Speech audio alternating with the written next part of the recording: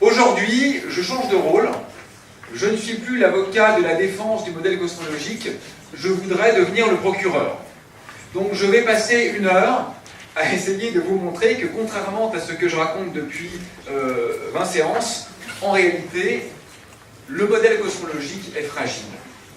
Il est fragile parce qu'on est aujourd'hui grévé par un certain nombre d'incohérences dont il est trop tôt pour savoir si la solution émergera de résolution locale des problématiques ou de changement global de l'ensemble du modèle. Et autrement dit, on est soit dans une situation de tension où il va nous falloir être suffisamment intelligent pour effacer un grand nombre de divergences, ou alors on est face à une situation où il nous faudra être suffisamment audacieux pour changer radicalement l'image du monde. Je n'ai pas la réponse à cette question, mais je vais essayer de vous montrer aujourd'hui quelles sont les difficultés qui nous enjoignent à au moins envisager cette possibilité.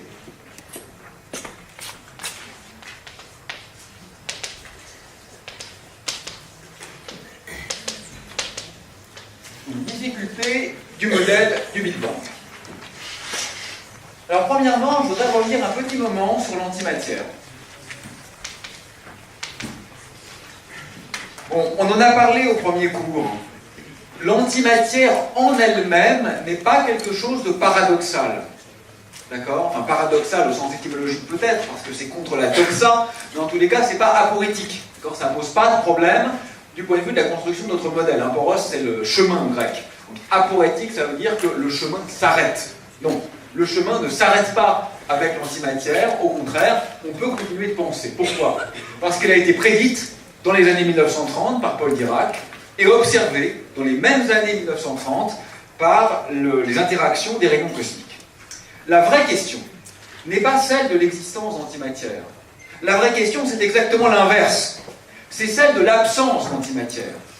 C'est-à-dire que les lois fondamentales de la physique sont presque exactement symétriques entre matière et antimatière. C'est-à-dire qu'un électron qui orbite autour d'un proton se comporte de la même manière qu'un anti-électron qui orbite autour d'un antiproton. Un atome et un anti-atome sont des structures aussi légitimes, aussi stables et aussi réelles les unes que les autres. Et donc la question qui se pose, c'est pourquoi la nature semble-t-elle avoir choisi la matière contre l'antimatière?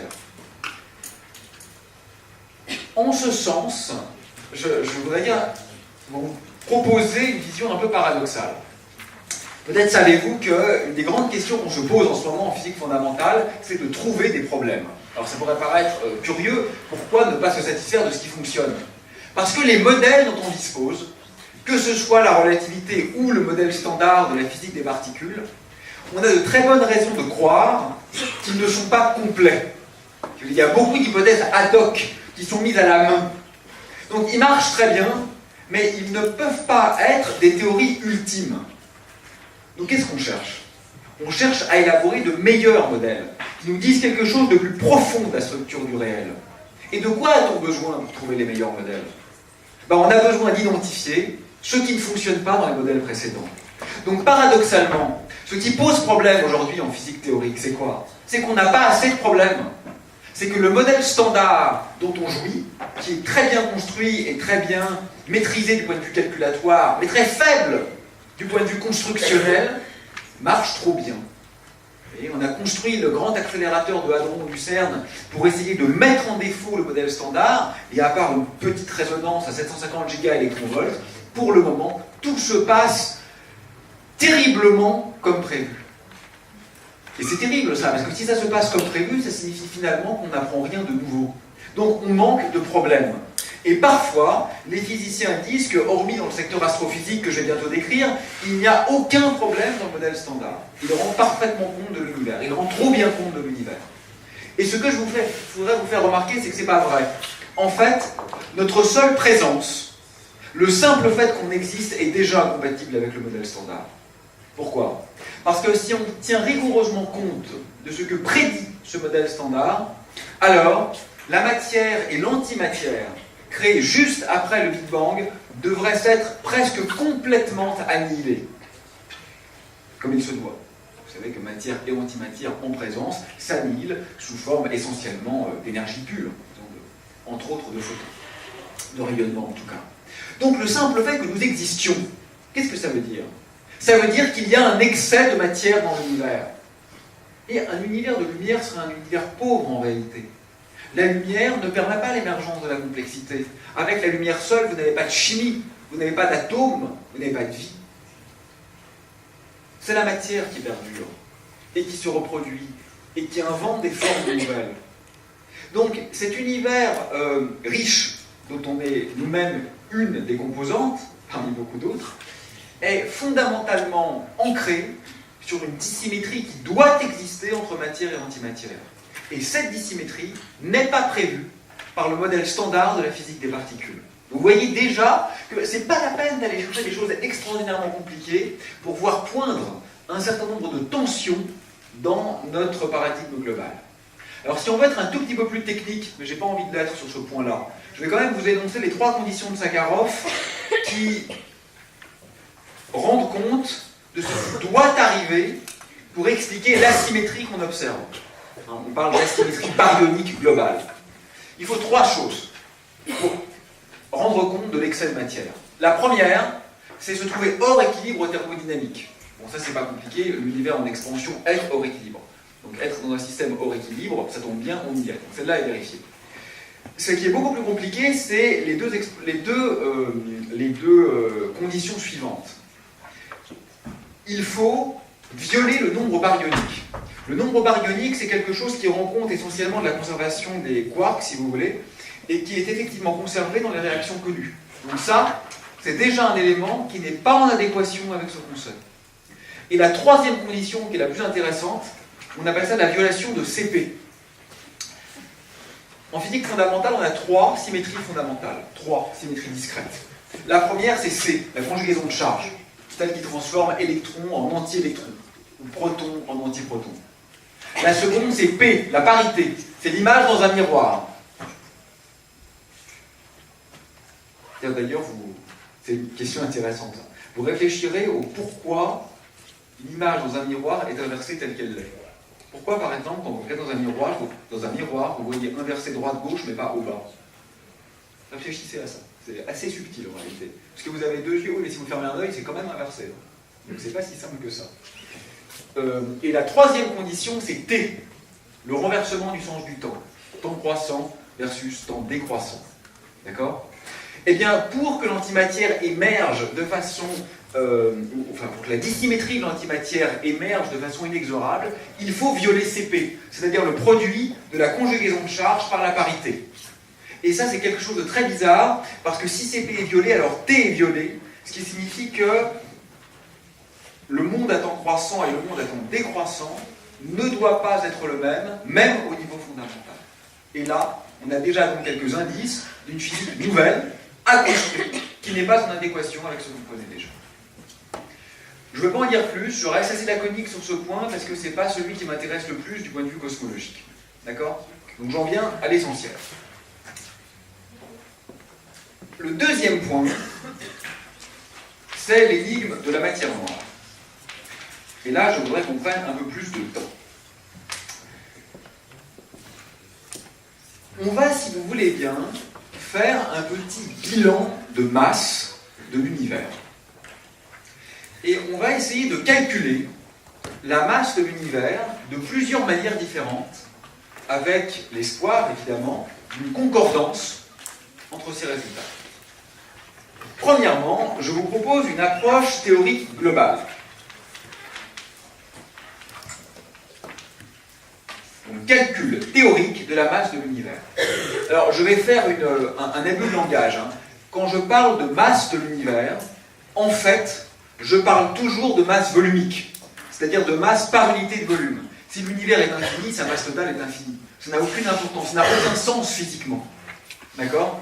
Parce que la physique est toujours locale. Ce qui se passe à l'autre bout de l'univers n'a pas d'influence, ou pas d'influence notable sur ce qui se passe ici et maintenant. Donc ce qui a un sens quand on parle de masse, c'est toujours la masse moyenne par unité de volume. la densité ou masse volumique. D'accord? Bien. Alors, comment calculer la masse totale de l'univers? Vous allez voir, l'idée est assez simple. Donc, écoutez-moi bien, parce que le raisonnement est vraiment accessible.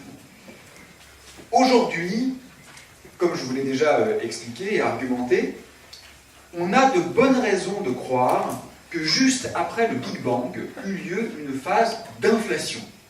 Donc je vous ai rappelé que l'inflation, ça signifiait une augmentation considérable, exponentielle, de toutes les distances dans l'univers. Donc si vous avez deux galaxies qui sont distantes d'un certain nombre d'années-lumière, après l'inflation, elles sont distantes d'un nombre beaucoup plus grand d'années-lumière. Typiquement, l'inflation a multiplié toutes les distances par au moins exponentielle 60. C'est un nombre énorme, hein, exponentielle 60. Alors comment on sait qu'il y a eu inflation? Bon, c'est pas mon propos aujourd'hui, mais disons qu'une des meilleures façons de le justifier, c'est que d'une part, l'inflation résout tous les problèmes de la cosmologie standard. Pourquoi l'univers est-il si homogène? Pourquoi n'y a-t-il pas de monopôle magnétique? Pourquoi l'univers a-t-il commencé à enfler partout en même temps, etc. Tous ces vieux paradoxes de la cosmologie usuelle sont d'un seul coup résolus par l'inflation. Ça, c'est, si vous voulez, un argument par défaut. Et puis on a aussi un argument direct pour l'inflation, qui est le fait qu'elle permet de calculer ce que devraient être les petites fluctuations de puissance qui existent dans l'univers. Vous savez, l'univers, c'est presque homogène, c'est presque partout pareil, c'est le principe de Copernic, hein, le principe cosmologique, mais pas exactement. Je suis ici, je ne suis pas là. La Terre, elle est ici, elle n'est pas là. Donc c'est globalement pareil, mais il y a quand même des petites perturbations.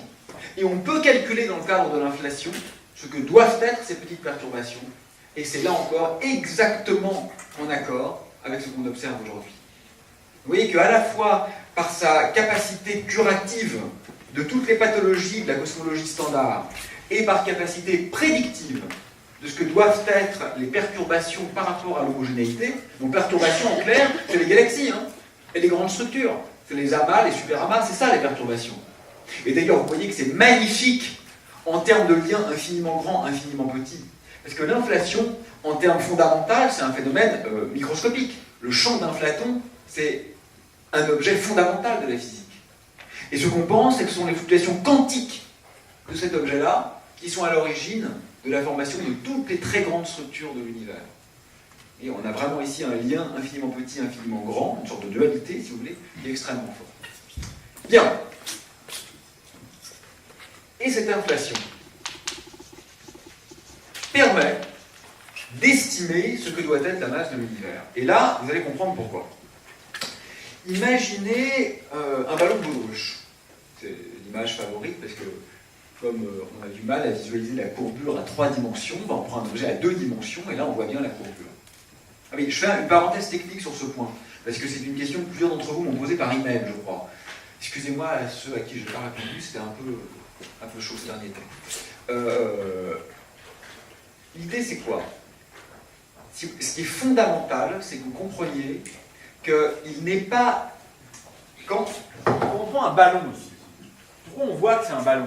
Parce qu'on a un objet courbe, et nous on le regarde depuis l'espace usuel x, y, z. Techniquement, on a une 2 sphères qui est immergée dans un 3 espaces euclidiens. D'accord? Nous on vit x, y, z dans un monde qui est quasi euclidien, tridimensionnel, et je regarde une 2 surfaces riemanniennes dans cet espace tridimensionnel euclidien.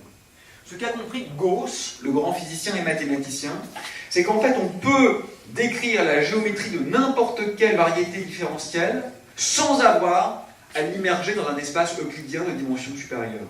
Donc il faut bien comprendre que ce n'est qu'une question de praticité. C'est la finitude de notre cerveau qui pose problème. D'accord? Nous, on a du mal à voir la courbure de façon intrinsèque. Donc on la voit de l'extérieur. Mais on n'a pas besoin, en réalité, d'aller à l'extérieur pour la mesurer. D'ailleurs, je peux peut-être vous donner un exemple. Je peux vous donner un exemple. Vous êtes à la surface d'une sphère. D'accord? Vous plantez un piquet. Vous tendez une corde, qui est donc courbe, parce qu'on est à la surface d'une sphère. Puis, vous faites un cercle comme ça. D'accord? Donc, vous avez le rayon et la circonférence. Vous pouvez les mesurer. Et vous allez mesurer que la circonférence n'est pas égale à 2 pi fois le rayon. Pourquoi? Parce que vous êtes sur une sphère, et pas sur une variété plane. Donc vous voyez que sans vous extraire de la sphère, vous pouvez mesurer la courbure de la sphère. Donc je n'ai pas besoin de plonger la sphère dans un espace euclidien de dimension n plus 1 pour comprendre que c'est une sphère. D'accord? Bon, je ferme cette parenthèse, mais elle était liée à mon argument. Donc je reviens à mon ballon de baudruche, comme image bidimensionnelle du 3 espaces courbés que constitue l'univers. Ok? Donc vous êtes sur le ballon de baudruche. Qu'est-ce qu'elle fait l'inflation? On vient de le dire. Elle augmente considérablement les distances. Donc vous soufflez dedans, tel un géant de pierre, et votre ballon de baudruche devient gigantesque. Qu'est-ce que ça change? Alors regardez, vous prenez un petit bout d'un ballon qui est comme ça. Vous avez un ballon de foot là, et puis vous prenez un des petits, c'est quoi? C'est des hexagones là qu'on voit sur des ballons de foot cousus à la main? Oui, c'est ça. Parce que, ah oui, des pentagones hexagonaux? Ah d'accord. Ah oui, c'est ça. Il me semble que c'est pas régulier. Ouais. Donc prenons, excuse-moi, donc prenons un hexagone. Et ben, vous voyez la courbure du ballon. Le fait que le ballon est rond, même en regardant un hexagone, comme il correspond à une proportion non négligeable du ballon, vous voyez la courbure. D'accord? Si vous avez le ballon baudruche et que vous en prenez un petit bout grand comme ça, vous voyez qu'il est courbe. C'est un peu bombé comme ça. Mais maintenant, imaginez qu'il y a de l'inflation. Donc je souffle dans le ballon de baudruche. Et au lieu d'avoir, comme dans mon exemple, 20 cm de rayon, imaginez qu'il est maintenant 1 milliard de kilomètres de rayon. Même beaucoup plus que ça. Et vous regardez toujours la même taille, grande comme ça. Il vous apparaît comment maintenant le ballon de baudruche? Parfaitement plat, exactement. Si vous avez une sphère qui est gigantesque, quand vous la regardez localement, elle vous paraît exactement plane. C'est finalement l'eau dans un verre d'eau, quoi. Hein. Quand on regarde l'océan Pacifique, on voit que la Terre est ronde, mais si on prend l'eau dans un verre d'eau, hormis le ménisque qui est dû à complètement autre chose que la rotondité de la Terre, on ne voit pas que la Terre est ronde dans un verre d'eau. Donc, puisqu'il y a eu inflation, et que l'inflation fixe la géométrie, je peux en inférer la masse. Et dire qu'on ne voit pas la courbure, ça revient à dire quoi? Que la géométrie est plane, ou euclidienne. Hein, votre sphère, là, si vous la voyez comme un plan, qu'elle est plane, à tridimensionnel, à 3 dimensions, quelque chose qui est plan, on appelle ça quelque chose qui est euclidien. Donc l'inflation, à cause de sa capacité à diluer la courbure, qu'est-ce qu'elle génère? Un univers qui est essentiellement euclidien. Vous avez compris, hein? Quelle que soit la courbure initiale, en augmentant les distances, l'inflation va diluer la courbure et va vous conduire à un univers qui est quasiment euclidien. Mais, vous n'êtes pas sans connaître les équations d'Einstein. Que disent les équations d'Einstein? Que la géométrie est liée au contenu. Et voilà. Qu'est-ce que je voulais, moi? Le contenu. L'inflation fixe la géométrie, géométrie plane, et les équations d'Einstein permettent de relier la géométrie au contenu. Donc l'inflation fixe le contenu. Et donc je peux calculer la masse de l'univers. Est-ce que vous avez compris le raisonnement? D'accord? Inflation implique géométrie quasi-euclidienne, mais les équations d'Einstein, que je ne réécris pas, maintenant vous les connaissez par cœur, lient la géométrie au contenu, c'est-à-dire à la quantité de matière. Hein. Donc, je peux estimer la masse de l'univers. Une dernière fois, je le répète, je parle de masse volumique en réalité. Bon, et bien je le fais, et je trouve quelque chose. La valeur numérique n'a absolument aucun intérêt. On va appeler ρC la masse volumique mesurée par cette méthode. Alors pourquoi ρ? Parce qu'on a toujours les densités ρ en physique, donc c'est pas pour le plaisir d'écrire du grec, hein, c'est une notation canonique. Et puis indice C comme critique. Donc ça, c'est la valeur de la masse inférée à partir de cette approche. Est-ce qu'on y croit? Je sais pas trop. On y croit un peu parce que c'est pas n'importe quoi. En même temps, c'est quand même un peu indirect, quoi. Il faut supposer d'abord que les équations d'Einstein sont vraies, ça quand même c'est raisonnable, mais après il faut supposer qu'on a le droit de les appliquer, y compris en fait en reculé. Il faut supposer que notre créance en inflation est associée à un très haut niveau de probabilité. Il faut supposer qu'on a effectivement bien vérifié toutes ces conséquences et la mesure de la géométrie locale. C'est pas mal, mais enfin moi je mettrais un niveau de confiance, on va dire, mitigé dans cette prédiction. Vous êtes à peu près d'accord? Donc, on va essayer de le mesurer autrement. D'accord? On va le mesurer de façon observationnelle. Donc, approche observationnelle globale. Je vais m'expliquer. Approche observationnelle globale de la masse de l'univers.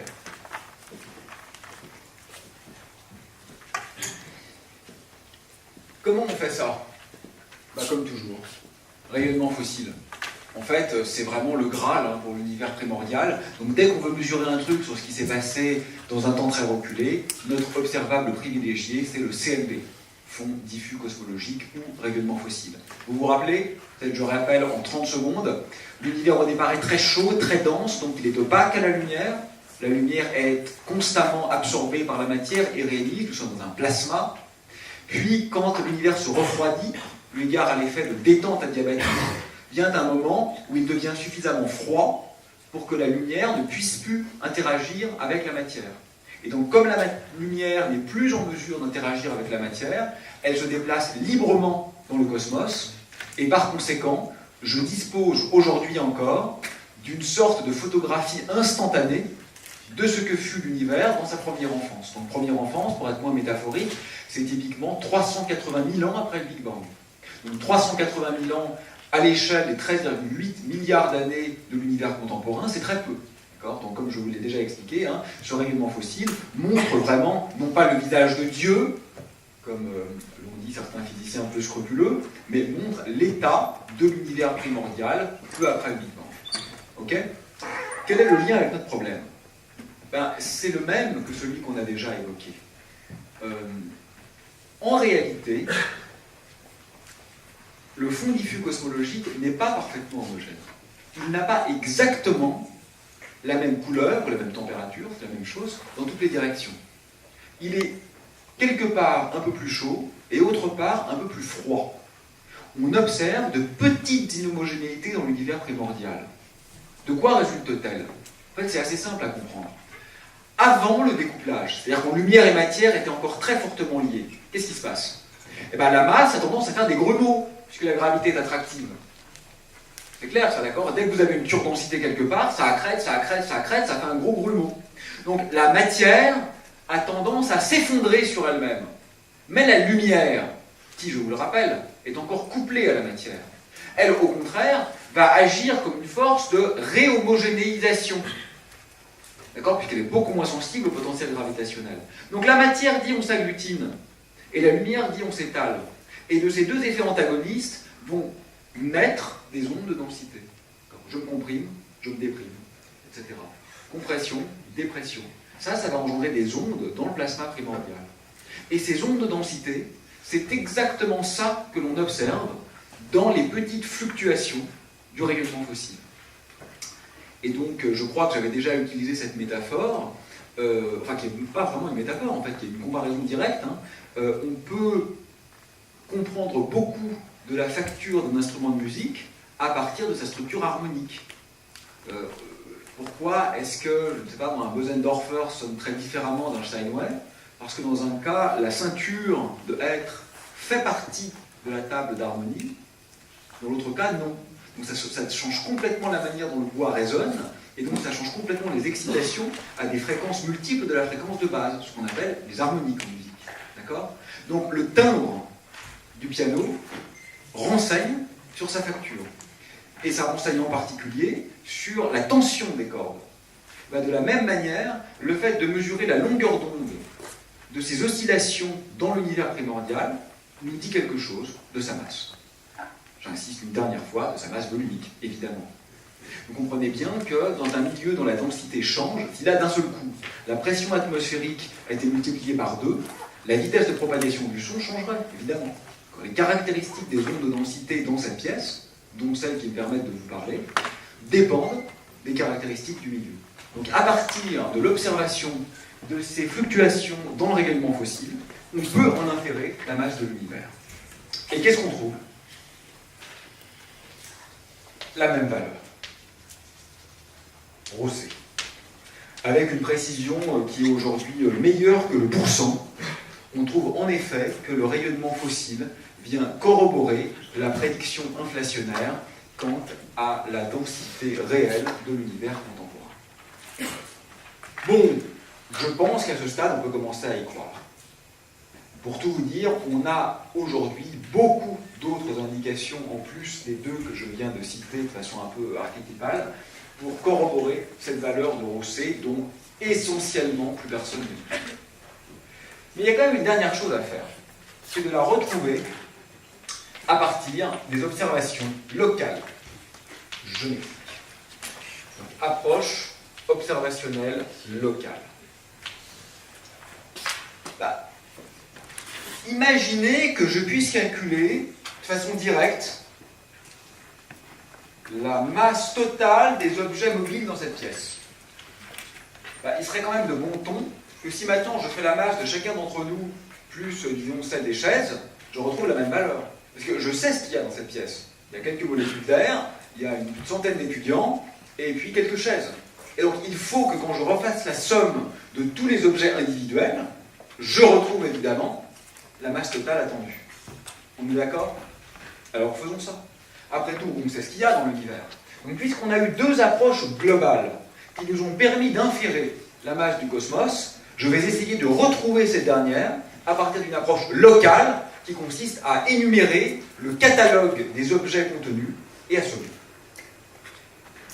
Qu'est-ce qu'on voit dans l'univers qui a de la masse, Fred? Les étoiles, super. Quoi d'autre?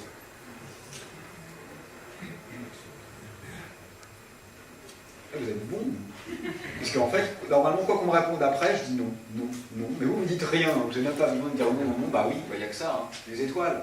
Les planètes, bien sûr, ça pèse les planètes. Mais vous l'avez tout de suite compris, puisque personne ne l'a dit, en proportion, c'est ridicule. On sait que dans la masse du système solaire, la masse de la Terre, de Jupiter, etc., c'est très petit devant la masse du Soleil. Donc en effet, en première approximation, on peut négliger les planètes, qui ont une contribution petite quand même à la masse des systèmes solaires, très probablement. Quoi d'autre? Oui. Oui, oui, oui, très bien. Tu te rappelles le nombre qu'on a dit dans la Voie lactée? Environ 100 millions. Tu te rappelles le nombre d'étoiles? Non, mais je me rappelle. Environ 100 milliards. Environ 100 milliards d'étoiles. Donc en gros, 1 millième. C'est comme compter la masse de ton slip dans la masse totale de ton corps, quoi. On peut oublier. C'est combien de fois plus lourd? Comment? Combien de fois plus lourd que l'étoile? C'est moins lourd que l'étoile qui va donner naissance. Parce qu'au moment de l'implosion d'une étoile, le trou noir n'emporte pas toute la masse. Il y a une partie de la masse qui est éjectée. Bon, tu as un peu raison, parce que c'est quand même des étoiles massives qui implosent en trou noir. Donc, en effet, la masse moyenne des trous noirs est un peu supérieure à celle des étoiles. Un peu supérieure, comme il y en a 1000 fois moins, leur contribution est très petite. Non, mais c'était une bonne idée, hein. Mais le résultat brut, c'est que la contribution est très petite. Il y a le rayonnement aussi. Hein. La lumière, ça emporte de l'énergie. On peut l'estimer, c'est pareil, c'est moins de 1/1000e de l'énergie totale du cosmos. En gros, tout ce qu'on voit et qui pèse, c'est des étoiles. Bon, eh bien, mesurer la masse d'étoiles, c'est pas dur. Pourquoi? Parce qu'on les voit. Les étoiles, ça brille. Donc c'est très facile d'estimer la masse de l'univers sous forme d'étoiles. On appelle ça... Non, j'y reviendrai après. Donc on n'appelle pas ça, j'y reviendrai après. Donc ça fait... Je vais l'appeler ρ étoile. Et c'est à peu près égal à 1/200 de ρc. C'est-à-dire 0,5% de ρc.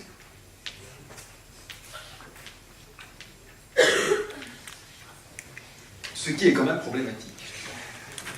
On vient de dire que la masse totale de ce qu'on observe dans l'univers est 200 fois plus petit que la masse de l'univers.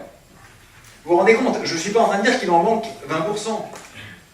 Il en manque 99,5%. C'est une catastrophe. D'accord? C'est pas un petit problème, c'est une catastrophe. L'immense majorité de la masse de l'univers n'est pas sous forme d'étoiles. Or, on ne voit que des étoiles.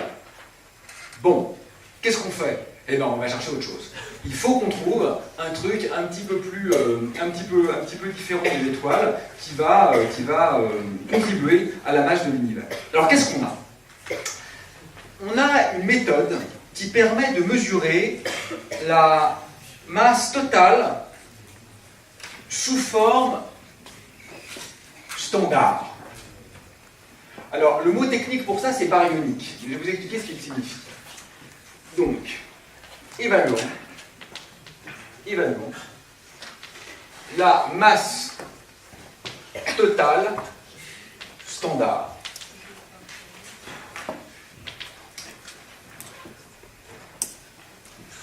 Donc, je vais être un tout petit peu plus précis.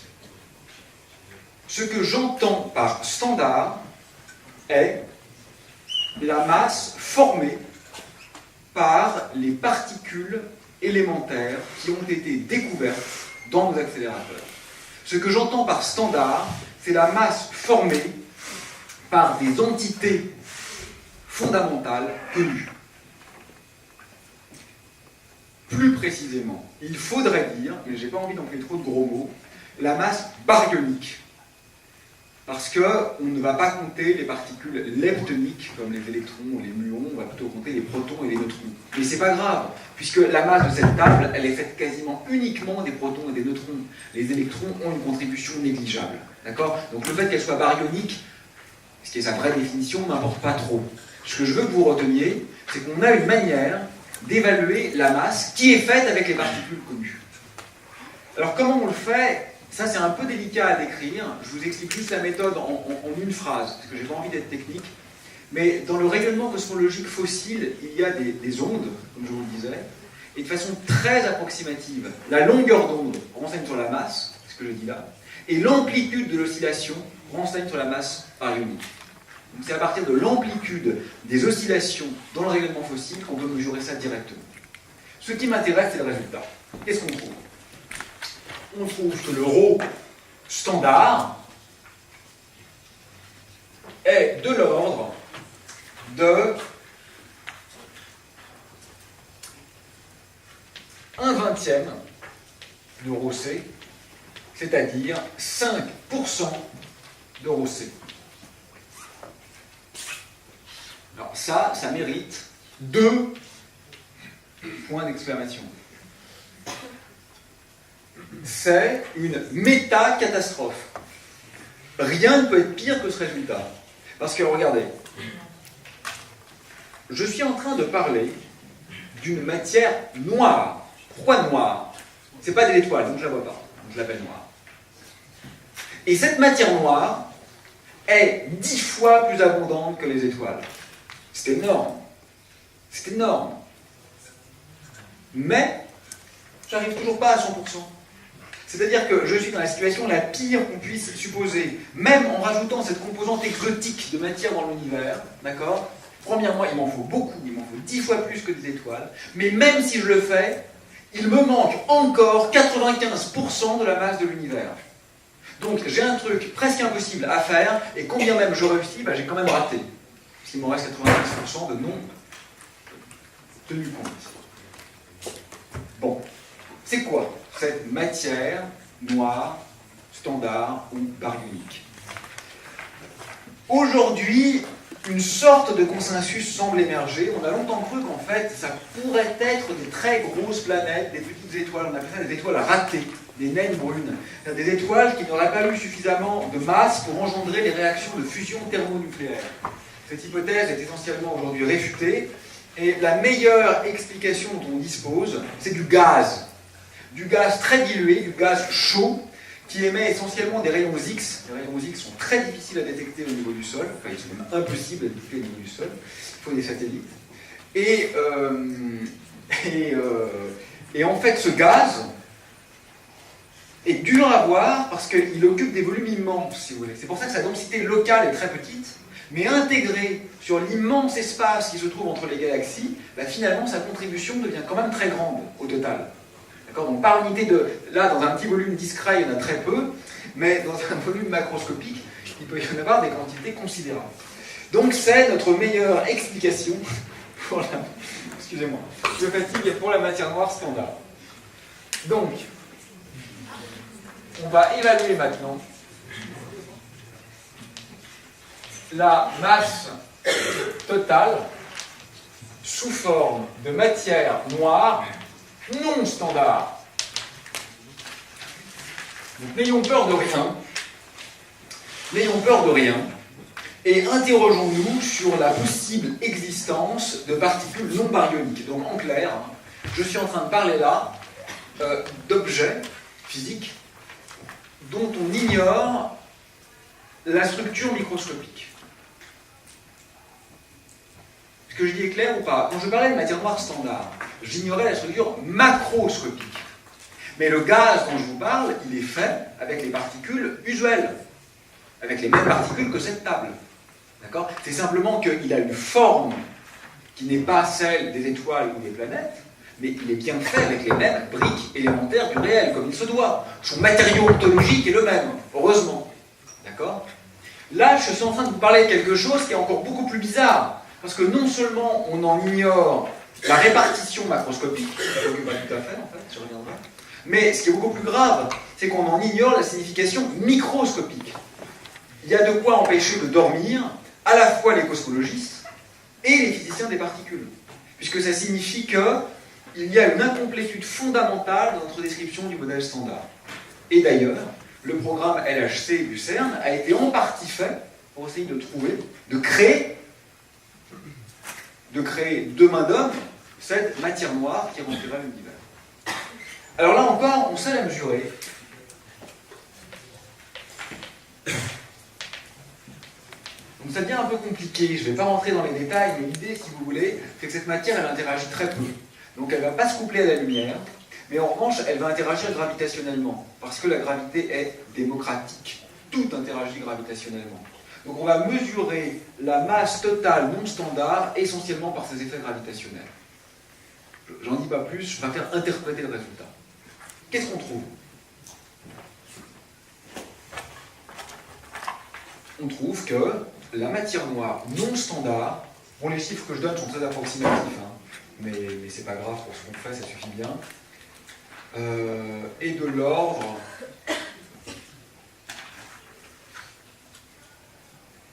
de 1/5 de ρ C, c'est-à-dire 20% de ρ C.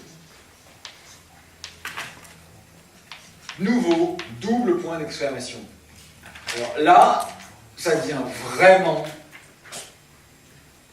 insurmontable. Je ne vais pas redire catastrophique, parce que vous savez, catastrophein en grec, c'est le moment où ça peut encore, c'est le retournement dans la tragédie. C'est le moment où ça change comme ça, et on trouve autre chose. L'intrigue repart dans une autre direction.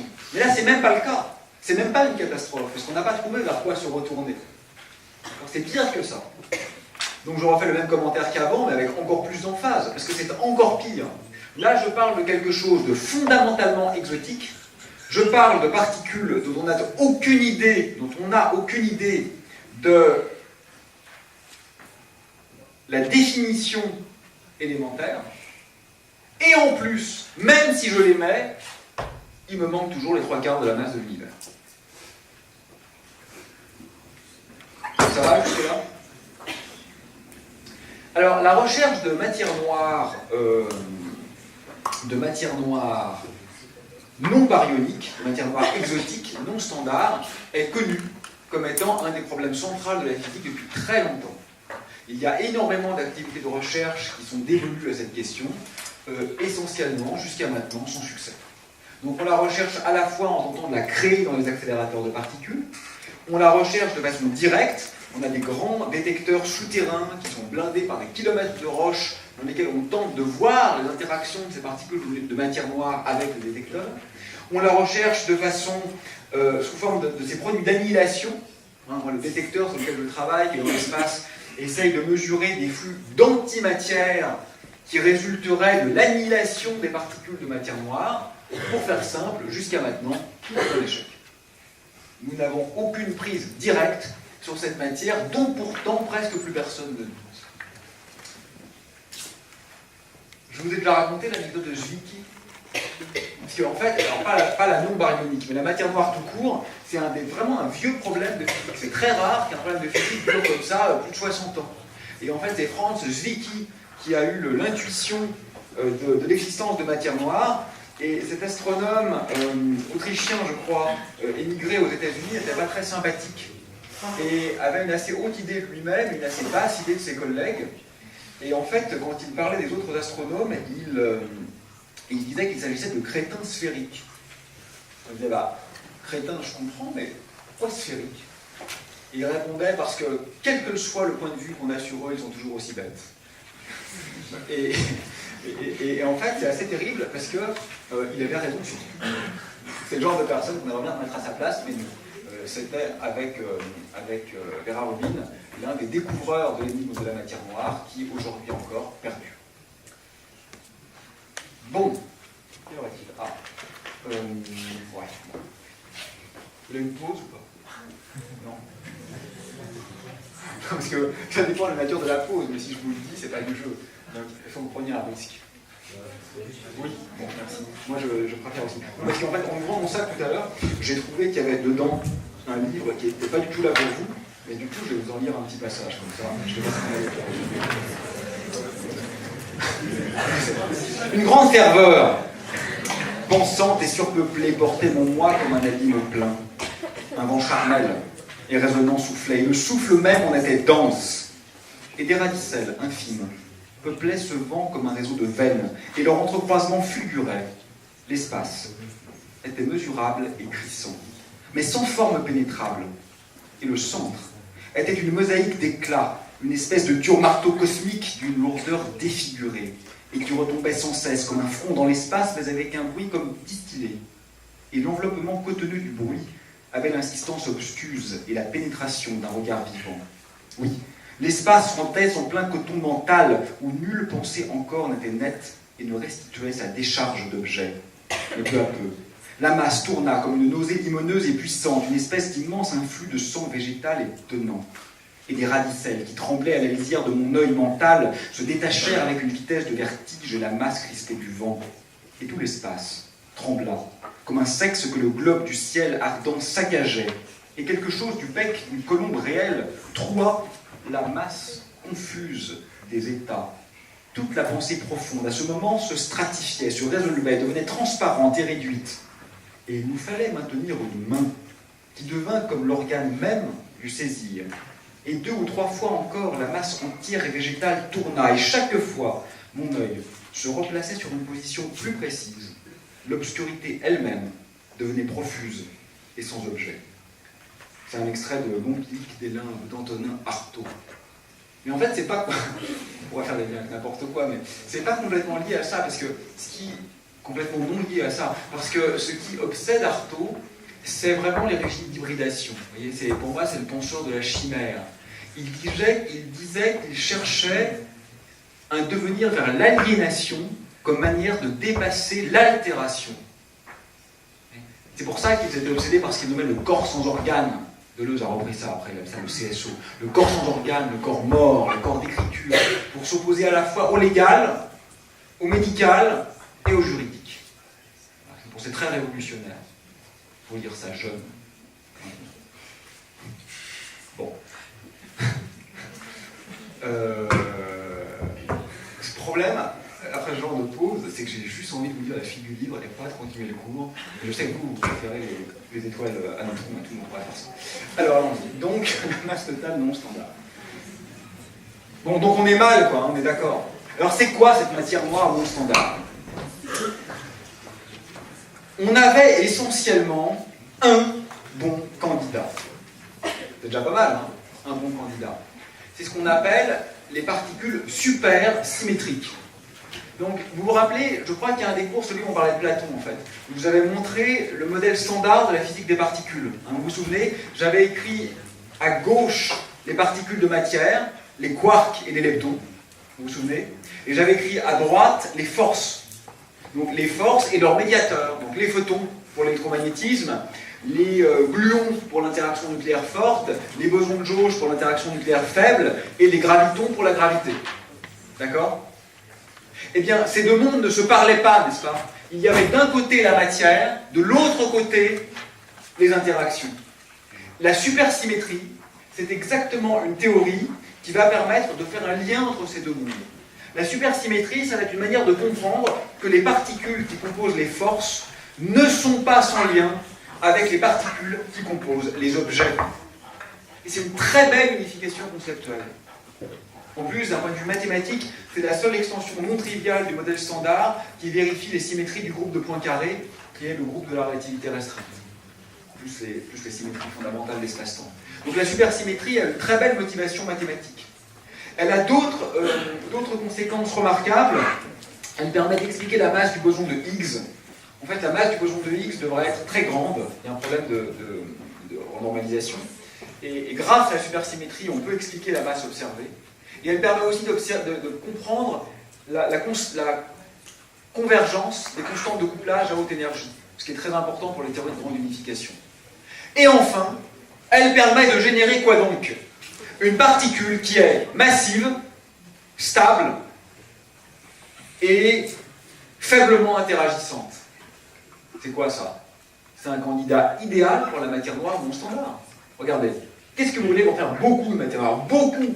20%, ça fait quoi? Ça fait 40 fois plus que les étoiles, quand même. Hein. C'est pas à l'autre bout de l'univers, dans une galaxie où règne le côté obscur de la force. Hein. On sait que cette matière noire, il y en a chez nous. Il y en a plein la Voie lactée, hein. On est bien d'accord.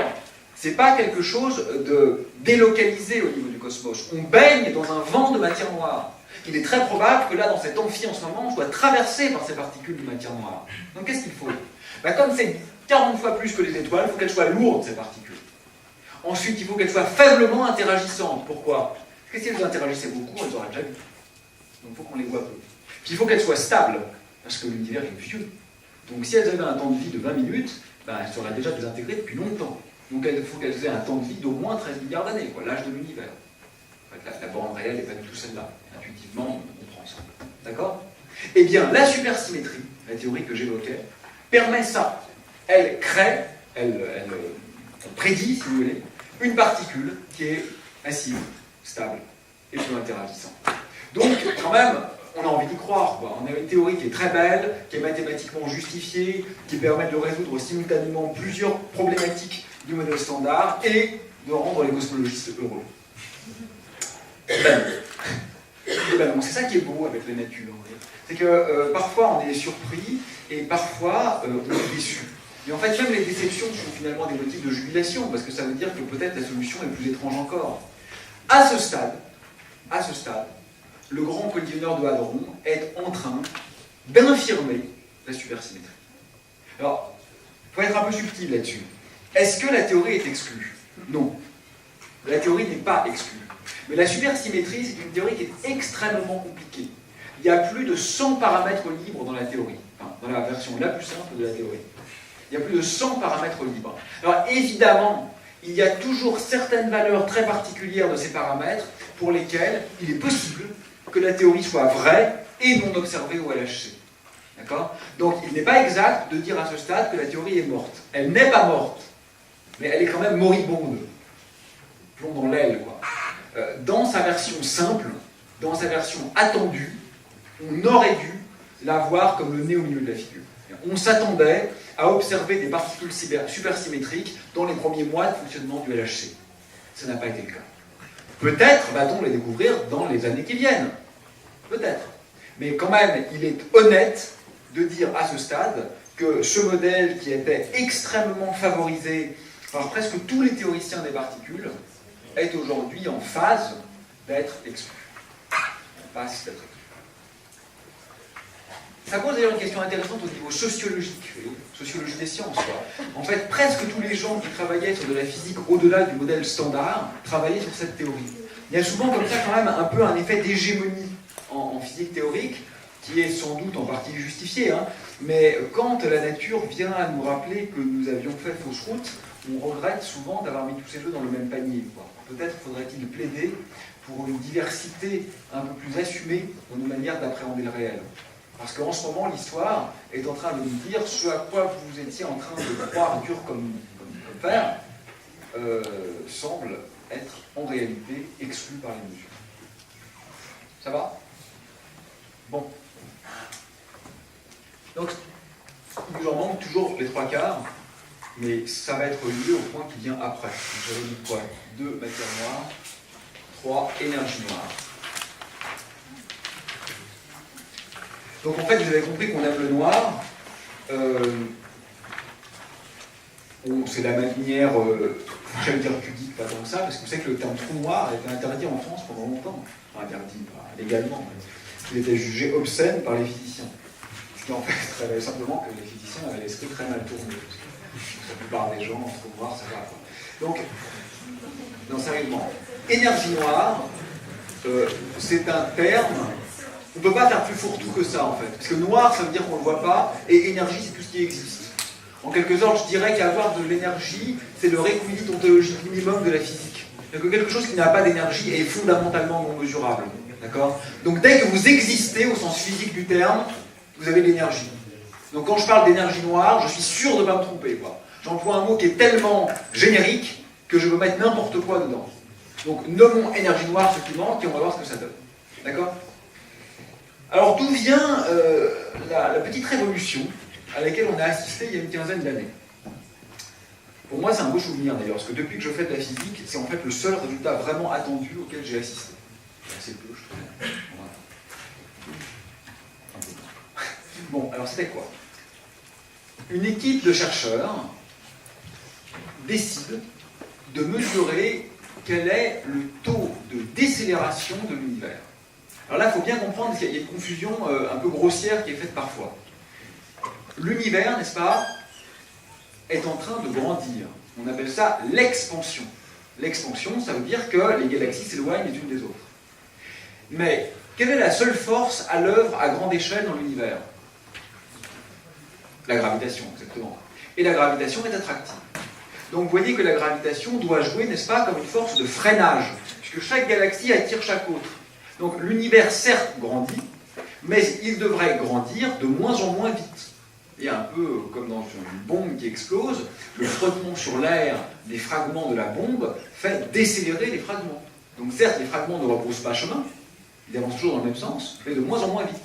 De même, on s'attendrait que l'univers grandisse de moins en moins rapidement. On appelle ça donc une décélération. Alors, qu'est-ce que vous en pensez? Mesurer combien vaut la décélération de l'univers? Bah bof, quoi. Bah nous aussi. Tout le monde pensait bof, en se disant, écoutez, oui, toute mesure est bonne à prendre. Mais enfin, honnêtement, c'est quand même pas une mesure prioritaire. Ça ne va pas radicalement changer les choses de savoir à quelle vitesse la vitesse de l'univers diminue. Donc pour ces raisons, ça n'a pas été pendant très longtemps un programme de recherche particulièrement soutenu. Et puis bon an, mal an, une petite équipe parvient en effet à mettre au point le projet et à faire cette mesure. Et que se passe-t-il? Ils observent que la décélération est négative. Donc une décélération négative, en langage clair, c'est ce qu'on appelle une accélération. Donc voilà la grande découverte de la fin du XXe siècle, début du XXIe siècle. L'expansion de l'univers est accélérée. Ça, c'est ce qu'on observe. Deux remarques. Première remarque, c'est un peu ce que je viens de dire, donc je me répète, mais tant pis, je veux vraiment que je sois clair dans vos esprits. Ce qui est paradoxal, étonnant, incompréhensible dans cette observation, on est bien d'accord, c'est pas le fait que l'univers grandit. Ça, c'est une prédiction de la théorie d'Einstein. Non seulement c'est pas bizarre, mais ce qui serait bizarre serait qu'il ne grandisse pas. Les équations d'Einstein prédisent un univers dynamique. Donc l'expansion de l'univers n'est pas étrange. Elle est prédite par la relativité. Ce qui est étrange, c'est l'expansion accélérée. Ce qui est étrange, c'est l'expansion accélérée. C'est l'accélération qui est bizarre, pas l'expansion. Le fait que l'expansion soit de plus en plus rapide. Pour le dire de façon métaphorique, si vous avez un vélo sur une route plate, quand vous freinez, il est un peu bizarre qu'il accélère. Et c'est exactement ce qui se passe. On freine et ça accélère. Pourquoi on freine? Parce que la gravité retient, n'est-ce pas? La gravité retient et pourtant l'univers accélère. Donc ça veut simplement dire qu'il y a un truc qu'on ne comprend pas. Deuxième remarque que je voulais faire là-dessus, comment on le sait? C'est-à-dire, on mesure. C'est toujours un peu frustrant quand on ne dit rien de la mesure. Et cette mesure-là est simple, en fait, donc je vais vous l'expliquer. Vous vous rappelez quand on parlait des mesures de distance, je vous disais on peut utiliser l'éclat des étoiles, mais c'est pas facile parce que, en fait, comme on ne connaît pas la luminosité absolue des étoiles, on ne sait jamais si on regarde une étoile qui est très faible, on a envie de dire qu'elle est loin. En fait, on ne sait pas si elle est vraiment très loin mais en étant super brillante, ou si elle est un peu moins loin mais en étant un peu moins brillante. D'accord? Eh bien, on a un moyen de surpasser ça. C'est ce qu'on appelle les supernovae de type 1A. Alors, comment ça marche? Une supernova, c'est essentiellement une étoile qui explose en fin de vie. Alors, certaines étoiles vont exploser de façon particulièrement tonitruantes lorsqu'elles auront essentiellement épuisé leurs réserves de combustible. Bien. Mais parmi ces explosions, certaines sont particulièrement intéressantes en ceci que toutes les étoiles qui explosent suivant ce mécanisme explosent en libérant la même quantité d'énergie. C'est celle-là qu'on appelle les supernovae de type 1A. Ce sont des supernovae où la quantité totale d'énergie est exactement la même d'une étoile à l'autre. Tout ce que je vous dis là est faux, hein. C'est après, moyennant ensuite les effets de correction, de renormalisation, etc. Mais pour l'idée, ça suffit. Donc, comme toutes ces étoiles en explosant émettent la même quantité de lumière, moi, à partir de la lumière reçue sur mon télescope, je peux donc savoir à quelle distance est l'étoile. Vous êtes d'accord? C'est comme l'idée où je vous avais dit que quand une bougie est loin, ben je sais qu'elle est loin simplement parce que je la vois mal, quoi. Donc à partir de la quantité de lumière reçue, je peux mesurer la distance. D'accord? Mais, la distance, c'est aussi le temps, puisque la lumière se déplace à une certaine vitesse. Donc je peux voir loin, c'est voir tôt. Et, dernière partie de l'argument, par effet Doppler, je peux mesurer la vitesse. Donc je peux mesurer la vitesse en fonction de la distance, mais comme la distance c'est le temps, je peux mesurer la vitesse en fonction du temps. J'ai la dérivée, j'ai l'accélération. Ça va? Bon, je reprends. Si vous voulez, d'habitude, on utilise la vitesse pour mesurer la distance. C'est ça l'astuce. Vous savez, le redshift. C'est ce que je vais expliquer. Grâce à la constante de Hubble, je transforme la vitesse en distance. Ici, ce que j'essaye de faire, c'est de mesurer la distance indépendamment de la vitesse. D'accord? Donc l'éclat me donne la distance, et j'ai par ailleurs la vitesse. Donc j'ai la vitesse en fonction de l'éclat, mais l'éclat est relié au temps, donc j'ai la vitesse en fonction du temps. Et donc je peux mesurer si elle augmente ou si elle diminue. D'accord? Et c'est comme ça que je vois que l'univers accélère. Bon. Quel est le moteur de cette accélération? Je ne sais pas. Mais je peux calculer quelle est la quantité d'énergie qu'il faut à ce moteur pour expliquer l'accélération. Vous comprenez ce que je dis? Je vois que mon vélo accélère, je ne sais pas pourquoi il accélère, mais ça ne m'empêche pas de calculer quelle est l'énergie qu'il faut lui communiquer pour qu'il accélère. Faisons ça. Et calculons la densité de cette énergie noire. Je ne préjuge pas de sa nature physique. D'accord? J'estime sa densité d'énergie à partir de ses conséquences. Et qu'est-ce que je trouve? 75%. Ah. Là, ça recommence à faire sens. On va appeler ça le modèle de concordance. Alors là, vous voyez, il faut être... Enfin, il faut être ou pas d'ailleurs, j'allais dire il faut être honnête. Ou pas. Mais on peut présenter la même chose de deux manières complètement différentes. Regardez, je vous dis quoi? Je vous dis, grâce aux équations d'Einstein, je peux calculer la masse totale de l'univers. Et ensuite, qu'est-ce que je fais? Je regarde le contenu. Qu'est-ce que je trouve? Les étoiles, 0,5%. La matière baryonique, 5%. La matière non baryonique, 20%. L'énergie noire, 75%. Je fais la somme, je retrouve 100%. Magnifique. On est trop fort. On a gagné. Oui, à ce détail près. Que l'essentiel de ce que je viens de dire maintenant, je ne sais pas ce que c'est. Certes, si je fais la somme de l'énergie noire et de la matière noire non baryonique, et de la matière noire baryonique, je retrouve à peu près, avec les étoiles, la masse totale de l'univers. Certes. Sauf que ce sont des signifiants sans signifier, ou des référents sans référer. Ce sont des mots vides à ce stade. Ce sont des coquilles sans contenu. Donc il faut faire attention dans cette vision-là. Si vous en restez à une visée qui est purement structurelle, on peut effectivement dire que le modèle cosmologique de cohérence et de concordance, celui que je viens de présenter, fonctionne très bien. Si je mets tout ça ensemble, tout va bien, je retrouve la prédiction de l'inflation et la mesure d'Einstein. Parfait. Mais si je prends un point de vue constructionniste, c'est-à-dire à essayer de donner un sens physique à ces grandeurs à partir de leur contenu microscopique, c'est l'échec total. C'est l'échec total puisque je n'ai que des pistes pour la matière noire baryonique, je n'en ai aucune bonne pratiquement pour la matière noire non baryonique, et pour l'énergie noire, la question est ouverte. Ça va? Pour l'énergie noire, je vous en dis quand même peut-être quelques mots, puisque c'est le seul pour laquelle pour l'instant, je n'ai pas donné de piste. Alors, est-ce qu'on sait ce que c'est? Alors, c'est assez intéressant, là encore, presque au niveau sociologique, parce qu'il y a controverse. Les chercheurs, a priori, je parle de gens qui ne sont pas complètement incompétents dans ce qu'ils font, ne sont pas d'accord sur cette question. On trouve des articles publiés par des gens très connus, très célèbres, enfin connus, ça ne veut rien dire, on s'en fout qu'ils soient connus, mais très bons, quoi, très compétents, très forts, qui expliquent que l'énigme de la matière noire, de l'énergie noire, est la plus grande énigme de la physique contemporaine. C'est quand même assez couramment présenté comme le plus gros problème de la science d'aujourd'hui. La plus grande catastrophe de la physique contemporaine serait l'énergie noire.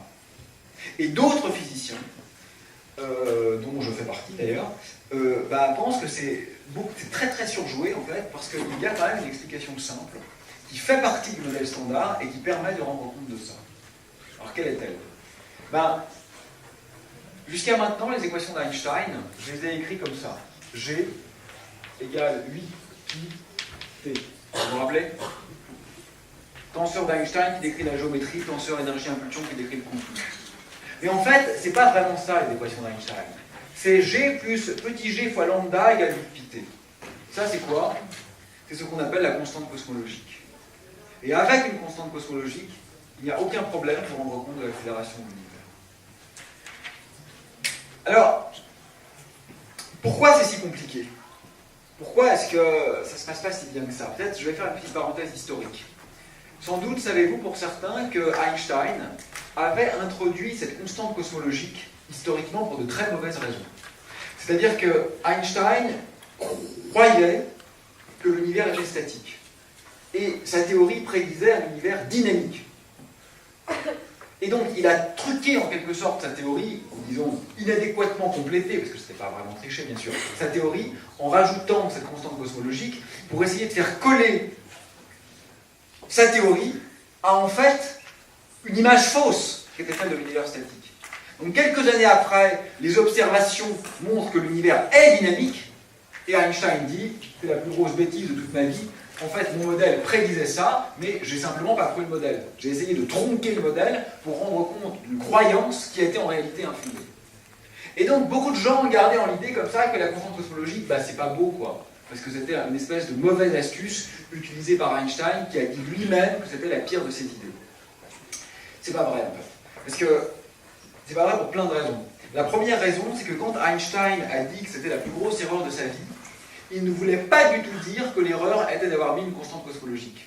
Ce qu'il voulait dire, c'est que l'erreur était d'avoir cru qu'une constante cosmologique pouvait faire un univers statique. C'est ça qui est impossible, parce qu'en fait la solution est instable. C'est vraiment un calcul de niveau, effectivement, première année de fac, de se rendre compte qu'on ne peut pas faire un univers statique avec une constante cosmologique. Donc en effet, c'était une très grosse erreur. Mais ce n'était pas le fait d'avoir mis la constante qu'il interprétait comme une grosse erreur. C'était le fait d'avoir cru que la constante pouvait faire un univers statique, ce qui n'a rien à voir. De plus, depuis Einstein, on a quand même un peu compris quelques petites choses, et il y a un théorème, qu'on appelle le théorème de Lovelock, qui montre qu'en fait, c'est ça l'écriture générique des équations d'Einstein. En dimension 4, chez nous, quoi, x, y, z, t, en dimension 4, il y a exactement deux tenseurs qu'on peut mettre en face de l'objet qui décrit le contenu. C'est le tenseur d'Einstein et le tenseur métrique qui est là. Donc en fait, cette écriture-là des équations d'Einstein, qui permet l'accélération de l'univers, et qui donc rend compte des observations, n'est pas une écriture trafiquée pour parvenir à nos fins, c'est la forme la plus générique qui vérifie les contraintes de symétrie et de dimensionnalité des équations de base de la physique,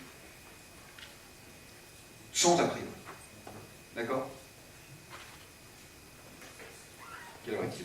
Ouais.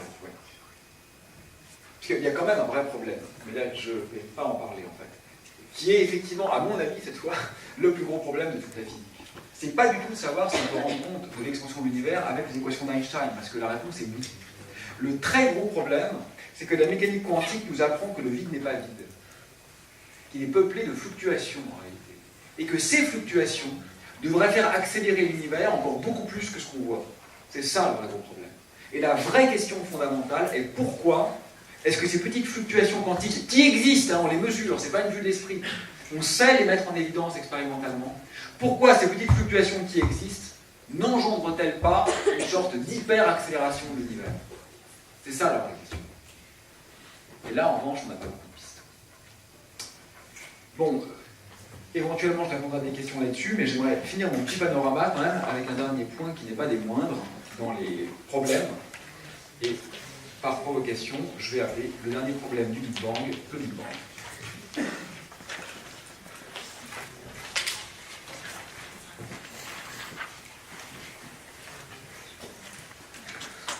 Qu'est-ce que je veux dire par là? Je vous l'avais déjà dit et je voudrais le répéter. Faites attention. Le mot Big Bang est plurivoque. Il est utilisé pour signifier deux choses complètement différentes. En un premier sens, le Big Bang, c'est le modèle de l'univers en expansion. Pour certains physiciens, le modèle du Big Bang, qu'est-ce qu'il veut dire? Il veut dire que les distances dans l'univers sont en train de croître et que la totalité de ce qu'on voit aujourd'hui était contenue dans une sphère qui était plus petite qu'une tête d'épingle il y a 13 milliards d'années. En ce sens-là, le modèle du Big Bang n'est pas du tout un problème. C'est au contraire quelque chose de remarquablement cohérent. À titre personnel, je lui accorderai un niveau de confiance hyper élevé. Je ne pense pas qu'on reviendra là-dessus. En tout cas, pas de mon vivant. Je pense vraiment que cette idée que l'univers est en expansion et que la totalité de ce qu'on voit était contenue il y a 13 milliards d'années et des poussières dans une sphère extraordinairement petite, ça, je considère que c'est la science quasi-béton. Bien sûr, on peut douter par principe, on doit douter par principe, mais au-delà du principe, c'est hyper fiable. Mais il y a un deuxième sens de Big Bang, d'accord, qui est, je dirais, le sens stricto sensu de la singularité initiale. Donc, en ce deuxième sens, ce que j'appelle le Big Bang, ce n'est pas le grand récit de l'univers en expansion, c'est l'instant initial, le t égale 0, l'explosion prédictive. D'accord? Le grand boom, quoi, au sens littéral. Et c'est en ce sens-là que c'est un problème. Pourquoi c'est un problème? Parce qu'en fait, au moment du Big Bang, donc au deuxième sens, à l'instant originel du cosmos, toutes les grandeurs physiques importantes tendent vers l'infini. Ça diverge. Facile. Là, j'ai entendu. Diphtongue. Alors, ce qui est marrant, c'est Didi Morrison, par exemple. Il faut en mettre. Bah, Didi Morrison. Donc, non, mais non, parce que bon, sur divers, c'est facile, il faut compliquer un petit peu. Donc, on interprète parfois cela comme une sorte de déchirure de l'espace-temps, une pathologie de l'espace-temps, voire une fin de l'espace-temps. C'est vrai dans le cadre de la relativité générale. Mais en fait, ce que nous disent ces divergences, c'est quoi? C'est que la théorie ne marche plus. C'est complètement insensé de dire que l'espace-temps est pathologique. L'espace-temps va très bien sans nous, il n'a pas besoin de médecin. D'accord? Qu'est-ce qui est pathologique? C'est pas l'espace-temps, c'est la théorie qu'on utilise pour décrire l'espace-temps. En fait, que nous indiquent ces infinis? Presque toujours, ces infinis nous indiquent que la théorie ne marche plus. Il faut une meilleure théorie. Pourquoi la théorie d'Einstein ne marcherait-elle plus? Tout simplement parce qu'elle n'est pas quantique. On en a parlé plusieurs fois, on a deux grandes théories au XXe siècle, la relativité et la mécanique quantique. Et précisément, la théorie d'Einstein oublie ou omet les dimensions quantiques. D'accord? Donc il n'est pas surprenant que la théorie d'Einstein ne fonctionne plus au moment de l'instant originel, puisque c'est précisément dans ces zones de haute densité que les effets quantiques sont attendus comme étant dominants, mais la théorie ne les incorpore pas. D'ailleurs, pourquoi ne l'incorpore-t-elle pas, sachant que dès le premier article publié par Einstein, le problème de la quantification est posé? Oui, c'est vrai, ça, pourquoi? En fait, c'est incroyablement difficile pour plein de raisons. Il y a des raisons techniques et des raisons conceptuelles. J'en donne juste une de chaque, d'accord? Pourquoi il n'y a pas de quantique dans la gravité? Pourquoi on ne fait pas de la gravité quantique? Si on en fait, mais pourquoi on n'en fait pas en sachant ce qu'on fait? Je vous donne une raison conceptuelle et une raison technique. La raison technique, c'est la renormalisation. Vous savez, en théorie quantique des champs, il y a beaucoup de grandeurs infinies qui apparaissent, et on arrive à s'en sortir par une technique qui est très bien éprouvée, qui consiste en fait à redéfinir ce que sont les grandeurs de base. On appelle ça renormaliser. Le problème, c'est qu'en gravitation quantique, on a une infinité de grandeur infinie. Et ça, c'est très exactement ce qu'on ne peut pas traiter en renormalisation. Ça, c'est une raison technique. La raison conceptuelle, laquelle je pourrais donner, oui, c'est peut-être celle-là la meilleure, c'est que je vous ai expliqué qu'en relativité, le temps n'existait pas, ce qui signifie que l'espace et le temps, c'est la même chose. Ça, c'est pas un détail, hein. C'est vraiment le cœur de l'invariance par isomorphisme. Le cœur de l'invariance, de la symétrie de la relativité générale, c'est le fait que l'espace et le temps jouent le même rôle. Le fait que ce que j'appelle temps est arbitraire est complètement indéfectiblement lié à la structure de la théorie. Oui. Je peux dire une fois qu'en fait, on fait des espaces en 3 dimensions et que le temps c'est la 4e Oui. dimension. Et donc ça rejoint la même chose. En fait, C'est exactement ça. C'est exactement ça. On pourrait atteindre donc théoriquement. J'ai pas compris, redit. Si on vit en 3D, que le temps c'est la 4e dimension, en théorie on pourrait l'atteindre. Non. Mais c'est pas qu'on vit en 3D et qu'on pourrait atteindre la 4e dimension qu'est le temps. C'est qu'on vit dans un espace-temps à 4 dimensions. Il se trouve qu'on peut faire un choix de jauge, c'est-à-dire particulariser une dimension particulière et l'appeler le temps, mais c'est complètement arbitraire. Ce que nous montre la relativité, c'est qu'en fait, le choix de la dimension qu'on appelle temps n'a aucune importance. On peut reparamétriser les coordonnées de la manière qu'on veut. D'accord? Mais en mécanique quantique, c'est pas du tout le cas. En mécanique quantique, le temps, il a son rôle usuel, il a son rôle de paramètre extérieur. C'est pas une variable. En mécanique quantique, c'est le temps de la vie de tous les jours. Alors, je pense pas que vous en ayez encore fait beaucoup, mais je le dis quand même, vous y repenserez l'année prochaine quand vous le ferez. Et ça se voit très bien par le fait que quand on quantifie un système, on remplace l'espace par un opérateur d'espace, alors qu'on ne remplace pas le temps par un opérateur de temps. Donc vous voyez que la physique quantique dissymétrise complètement le temps de l'espace. L'espace et le temps jouent des rôles absolument différents en physique quantique. Mais en relativité, c'est la même chose. Donc vous voyez que dès le départ, il y a un problème, quoi. Ce problème, on en est conscient, et actuellement, personne n'a de solution claire à celui-ci. Néanmoins, on a des pistes. Alors, quelles sont les pistes actuellement les plus étudiées, ou au moins les plus prometteuses? Alors, la première, évidemment, c'est la très fameuse théorie des cordes. Alors, l'idée de base, c'est que les constituants fondamentaux ne seraient plus des objets ponctuels, mais plutôt des structures filiformes, donc des petits élastiques. Et le mode de vibration des cordes engendrerait les différentes particules élémentaires connues. Et le résultat vraiment le plus intéressant de la théorie des cordes, c'est qu'en fait, le spectre d'excitation de ces cordes contient un boson sans masse de spin 2. Et ça, c'est exactement ce qu'on appelle un graviton. C'est-à-dire que le médiateur de la gravité est contenu dans une théorie des cordes quantiques. Donc ça c'est très très beau quand même, parce que ça veut dire que la théorie des cordes prédit la gravité, si vous voulez. Vous prenez des cordes quantiques en interaction, vous avez automatiquement un médiateur sans masse de spin 2, c'est-à-dire un graviton, c'est-à-dire la gravité. Donc ça c'est quelque chose d'extrêmement élégant. Donc c'est une très belle tentative d'unification très profonde, à la fois des particules entre elles, mais aussi des particules et des interactions, mais aussi de la gravité et de la physique quantique. Donc en ce sens, c'est quand même un geste qui entend subsumer la quasi-totalité de nos concepts locaux en physique théorique. Ça, c'était le bon côté. Le premier petit problème, parce que il faut critiquer la théorie des cordes de façon fair-play. Il y a une critique très répandue, qui est que la théorie des cordes ne fait aucune prédiction, et que donc elle est infalsifiable. C'est pas vrai du tout, en fait. Je vais vous donner quelques exemples. Première prédiction de la théorie des cordes, le monde a 10 dimensions. C'est une prédiction claire, ça, quand même. La théorie vous dit, le monde a 10 dimensions. Bon, si vous êtes un physicien de base, vous vous dites, le vrai monde n'a que 4 dimensions, donc la théorie des cordes est fausse. Mécanisme de falsification poppérienne usuel. On est d'accord? La théorie prédit quelque chose qui n'est pas en accord avec l'expérience, donc la théorie est fausse. Et pourtant, depuis 40 ans, on n'arrête pas d'en parler, de la théorie des cordes. Donc effectivement, pourquoi ça ne s'arrête pas là? Parce que elle présente tellement d'avantages par ailleurs qu'on a envie de se dire, non, en fait, le monde a des dimensions. Donc la solution, c'est quoi? C'est que les dimensions, on ne les voit pas. qu'il y a 3 dimensions d'espace et 1 dimension de temps qu'on voit, et puis qu'il y a des dimensions supplémentaires qui sont comme recroquevillées sur elles-mêmes et qui nous sont en quelque sorte invisibles parce que trop petites.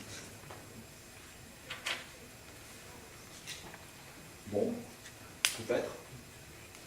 Deuxième prédiction de la théorie des cordes, le monde est supersymétrique. C'est la théorie dont je parlais tout à l'heure. Elle est indispensable à la théorie des cordes. On a montré il y a un certain temps déjà que la théorie des cordes bosoniques ne fonctionnait pas. Donc il faut absolument de la supersymétrie. Oui, sauf que jusqu'à maintenant, le monde n'est pas supersymétrique. Pas grave, on va se dire, ok, la supersymétrie est vraie à très haute énergie, proche de l'échelle de Planck, là où vraiment tout est unifié, mais entre-temps, quelque part, elle est spontanément brisée, suivant le mécanisme que je vous avais décrit. Possible. Troisième prédiction de la théorie des cordes. La constante cosmologique est négative. Ça, au moins, c'est cool, parce que c'est une prédiction claire, et puis il y a une chance sur 2, quoi. Il y a un nombre, il est positif ou il est négatif. Ça a été fait avant la mesure. Pas de chance pour la mesurer positif. Bon, il y a des gens très intelligents à Stanford. Ils ont trouvé une manière de réenrouler les membranes qui permet quand même, contrairement à ce qui a été cru, de faire une constante cosmologique positive. Bon. Quatrième prédiction. On doit voir dans le fond diffus cosmologique, le rayonnement fossile, ce qu'on appelle des non-gaussianités, c'est-à-dire des caractéristiques statistiques particulières. Pas de chance, on n'en voit aucune. C'est parfaitement gaussien. L'expérience Planck a montré que c'était gaussien avec une précision redoutablement élevée. Oui, mais bon. Les non-gaussianités, elles émergent parce qu'en théorie des cordes, il y a plein de champs scalaires qui apparaissent, qu'on appelle des champs de modules. Et puis il se pourrait qu'en fait certains soient très dominants par rapport aux autres et que donc finalement on n'en voit pas, que la théorie soit juste quand même. Qu'en conclure? On ne sait pas. Et je trouve que ce sera vraiment fascinant de voir ce qui va se passer dans quelques années, quand même un jour les choses auront décanté. De 2 choses l'une quand même. Soit la physique théorique aura été emportée par un petit nombre de fous furieux dans une direction intenable, évidemment intenable, et aura perdu son chemin pendant 40 ans, soit la solution aura été trouvée grâce au génie d'un petit nombre de personnes qui, contre les difficultés expérimentales, sont parvenues par une sorte de foi mathématique à trouver la bonne voie. L'avenir nous le dira. Mais je voudrais, c'est décidément le jour, voilà, c'est la journée de sociologie, mais je voudrais encore faire une dernière remarque sociologique sur ce point. À mon avis, il est complètement évident que la recherche en théorie des cordes est justifiée. La question, c'est pas celle-là. La question est de savoir si la position quasi hégémonique qui a été la sienne pendant quand même de nombreuses décennies, en particulier dans les grandes universités américaines, était justifiée. Vous voyez, je trouve que ce qui est intéressant, mais là c'est un problème presque politique, vous voyez, c'est pas forcément aux scientifiques d'en décider. Et que faut-il faire? Est-ce qu'on met toutes les forces ensemble dans une seule approche qu'on croit être à un instant donné du développement de l'histoire des sciences la plus prometteuse, quitte à perdre une énergie et un temps considérable, ou est-ce qu'on doit se faire les avocats d'une certaine diversité, sachant qu'évidemment, ce faisant, on perd en efficacité. Parce que si au lieu de travailler tous sur la même théorie, on travaille sur 20 théories différentes, on a beaucoup moins de chercheurs et beaucoup moins de force à la fois expérimentale et théorique dans l'investigation du modèle en question. Donc peut-être qu'il faut quand même un peu, peut-être, revoir nos équilibres. Vous voyez, je crois que la posture très dominante de la supersymétrie en physique des particules et de la théorie des cordes en gravité quantique pendant très longtemps était certainement en partie justifiée parce que c'était peut-être la meilleure idée qu'on avait, mais n'était peut-être pas tout à fait assez justifiée pour, à ce point, freiner les autres approches. Vous voyez, vous comprenez le problème sociologique dans tout ça. C'est que là, dans quelques années, vous allez commencer, certains d'entre vous, vous allez faire une thèse. Comment vous allez choisir? Ne croyez surtout pas que vous allez choisir par un raisonnement qui serait une totale et pure intellection à partir de vos convictions scientifiques. C'est doublement impossible. D'abord parce que vous ne les aurez pas, les compétences. Au moment où vous connaissez la thèse, vous commencez la thèse, vous n'êtes pas encore expert dans votre domaine, puisque vous commencez. Donc vous allez devoir choisir un sujet de thèse avant même de vraiment avoir compris le sujet que vous choisissez. Donc déjà, vous ne choisirez pas en tant qu'agent rationnel. Et ensuite, Même ça, ça ne suffit pas. Quand bien même vous auriez acquis la conviction que tel ou tel modèle était le bon, si vous avez la certitude qu'à l'issue de votre thèse, vous n'aurez jamais de postdoc et jamais de poste, parce que cette mouvance est sociologiquement défavorisée, vous ne le ferez sans doute pas, vous n'avez qu'une vie. Vous voyez, ne croyez surtout pas que les choix scientifiques sont opérés par les praticiens des sciences à l'unique motif de la rationalité des conclusions auxquelles ils mènent. Bien sûr qu'il y a ça, on n'a pas envie de faire n'importe quoi, personne ne veut faire n'importe quoi, mais même ce ressenti n'est pas indépendant d'une impression, parfois inconsciente, qui est liée aussi à un rayonnement de prestige, associé aux lieux, aux personnes et aux institutions qui vont pratiquer tel ou tel modèle. Et ça, il ne faut pas, je crois, le cacher comme étant le côté honteux de la science. En fait, la science est faite par des hommes et des femmes. Et c'est tout à fait normal qu'ils et elles se posent ces questions et fassent face à cette problématique. Joliot-Curie, prix Nobel, passait le matin dans son laboratoire et l'après-midi au ministère pour aller négocier des soutiens pour la mise en place d'une problématique de recherche qui était encore complètement marginale à l'époque. Et s'il ne l'avait pas fait, il n'aurait pas découvert ce qu'il a découvert. Est-ce que c'était une attitude non scientifique? C'est pas évident. Parce que être scientifique, c'est peut-être rechercher, mais c'est aussi convaincre. C'est très important de convaincre. Parce que c'est toujours un jeu à deux, vous voyez, le convaincu et le sceptique. Et si vous n'avez pas réussi à convaincre le sceptique, vous n'avez pas complètement fait votre travail. Il ne suffit pas de vous convaincre vous-même, ça serait trop facile. Le regard de l'autre, il est essentiel.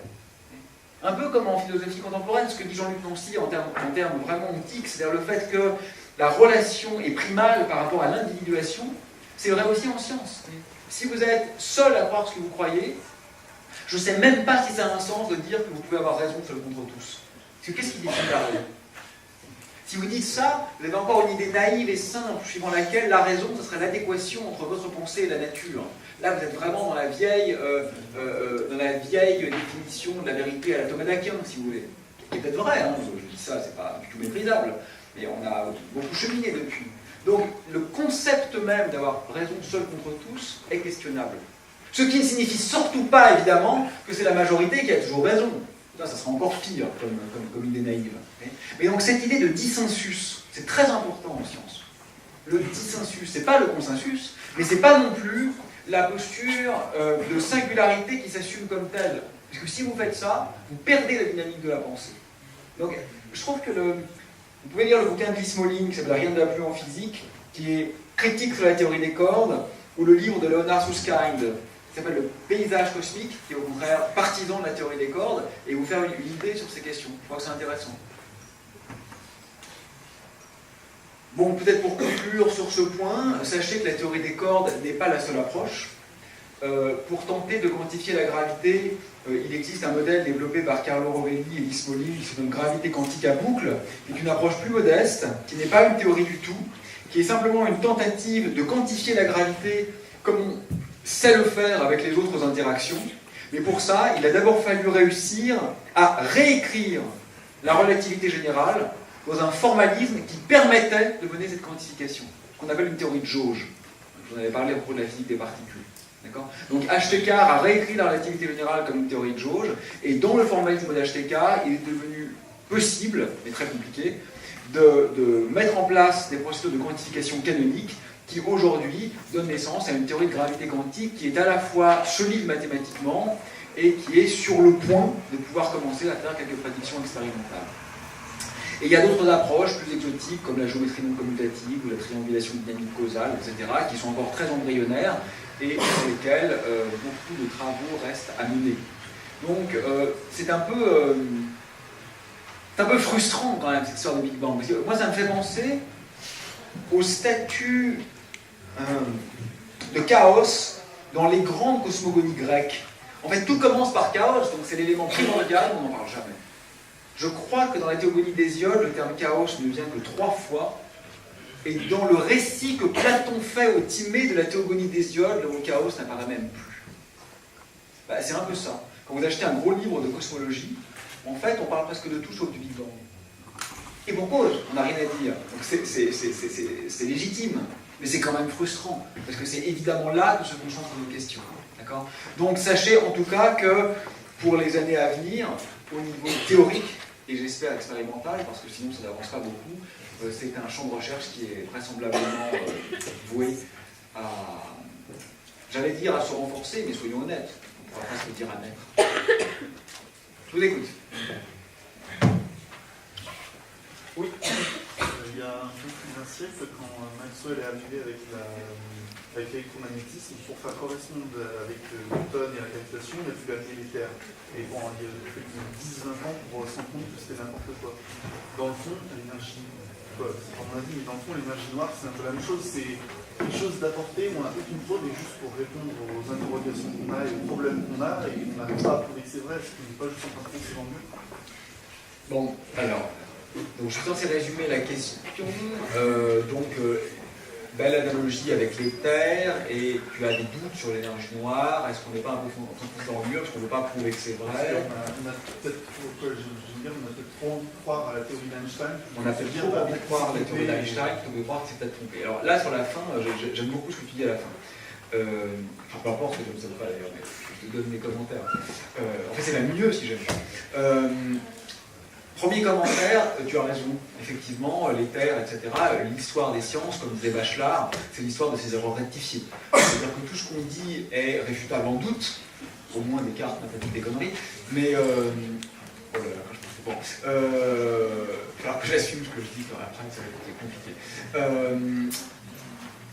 Mais ça, je pense que c'est pas très intéressant au niveau épistémique, parce que tu peux toujours le dire. C'est-à-dire que, quoi que tu dises, tu sais que c'est mortel. Et donc, je crois que justement, ce qui caractérise ton être au monde scientifique, c'est précisément le fait que tu prennes au sérieux une théorie mortelle. Donc, je crois que le fait que ce qu'on dit sera certainement un jour réfuté n'est jamais un argument dans un cadre scientifique pour ne pas prendre au sérieux un modèle. Je dirais même que c'est le contraire. Parce que si tu savais que c'était pour toujours, ça voudrait forcément dire que tu n'as aucune capacité de mettre en doute cette chose, et donc cette chose ne serait pas scientifique. Donc, je crois que voilà, je crois que la mortalité n'est pas du tout un contre-argument sur la légitimité scientifique d'une posture. Le deuxième point où je n'étais pas d'accord, c'est, et ça tu le sais puisque je radote un peu là-dessus, quand tu as dit qu'on ne pouvait pas le prouver, oui, et alors, puisque de toute façon on ne peut jamais rien prouver, absolument aucune théorie en théorie de nature n'est ni prouvée ni prouvable, et le fait que cette assertion ne le soit pas est une non-information, puisque ça ne peut pas être autrement.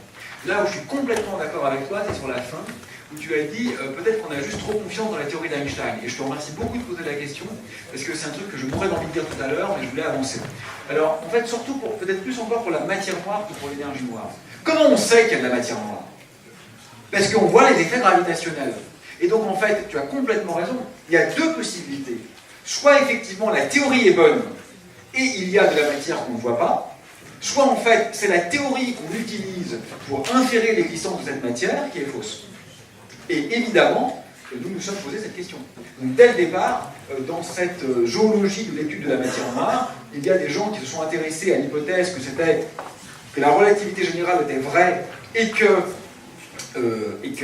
y avait une nouvelle forme de matière, ou qu'en fait il n'y avait pas du tout de matière supplémentaire, mais que c'était les lois de la gravité qu'il fallait modifier. Et c'est effectivement essentiel de poursuivre ces deux chemins en même temps. Alors la raison pour laquelle on converge quand même aujourd'hui vraiment dans la matière noire, d'abord c'est qu'en termes gravitationnels, c'est pas une situation très compliquée, c'est-à-dire qu'il y a beaucoup d'effets de matière noire qui sont même pas relativistes, en fait, que tu peux même inférer de la physique de Newton. Tu n'as même pas besoin de la relativité générale. Quand tu regardes les courbes de rotation des galaxies et que tu vois que les étoiles périphériques ne tournent pas à la bonne vitesse, en fait, tu n'as pas besoin de relativité générale, c'est complètement newtonien. Donc si tu commences à dire que même la loi de Newton est fausse à des échelles d'énergie où elle est quand même très bien contrôlée, ça devient un peu gonflé. Mais en même temps, c'est bien de gonfler parfois.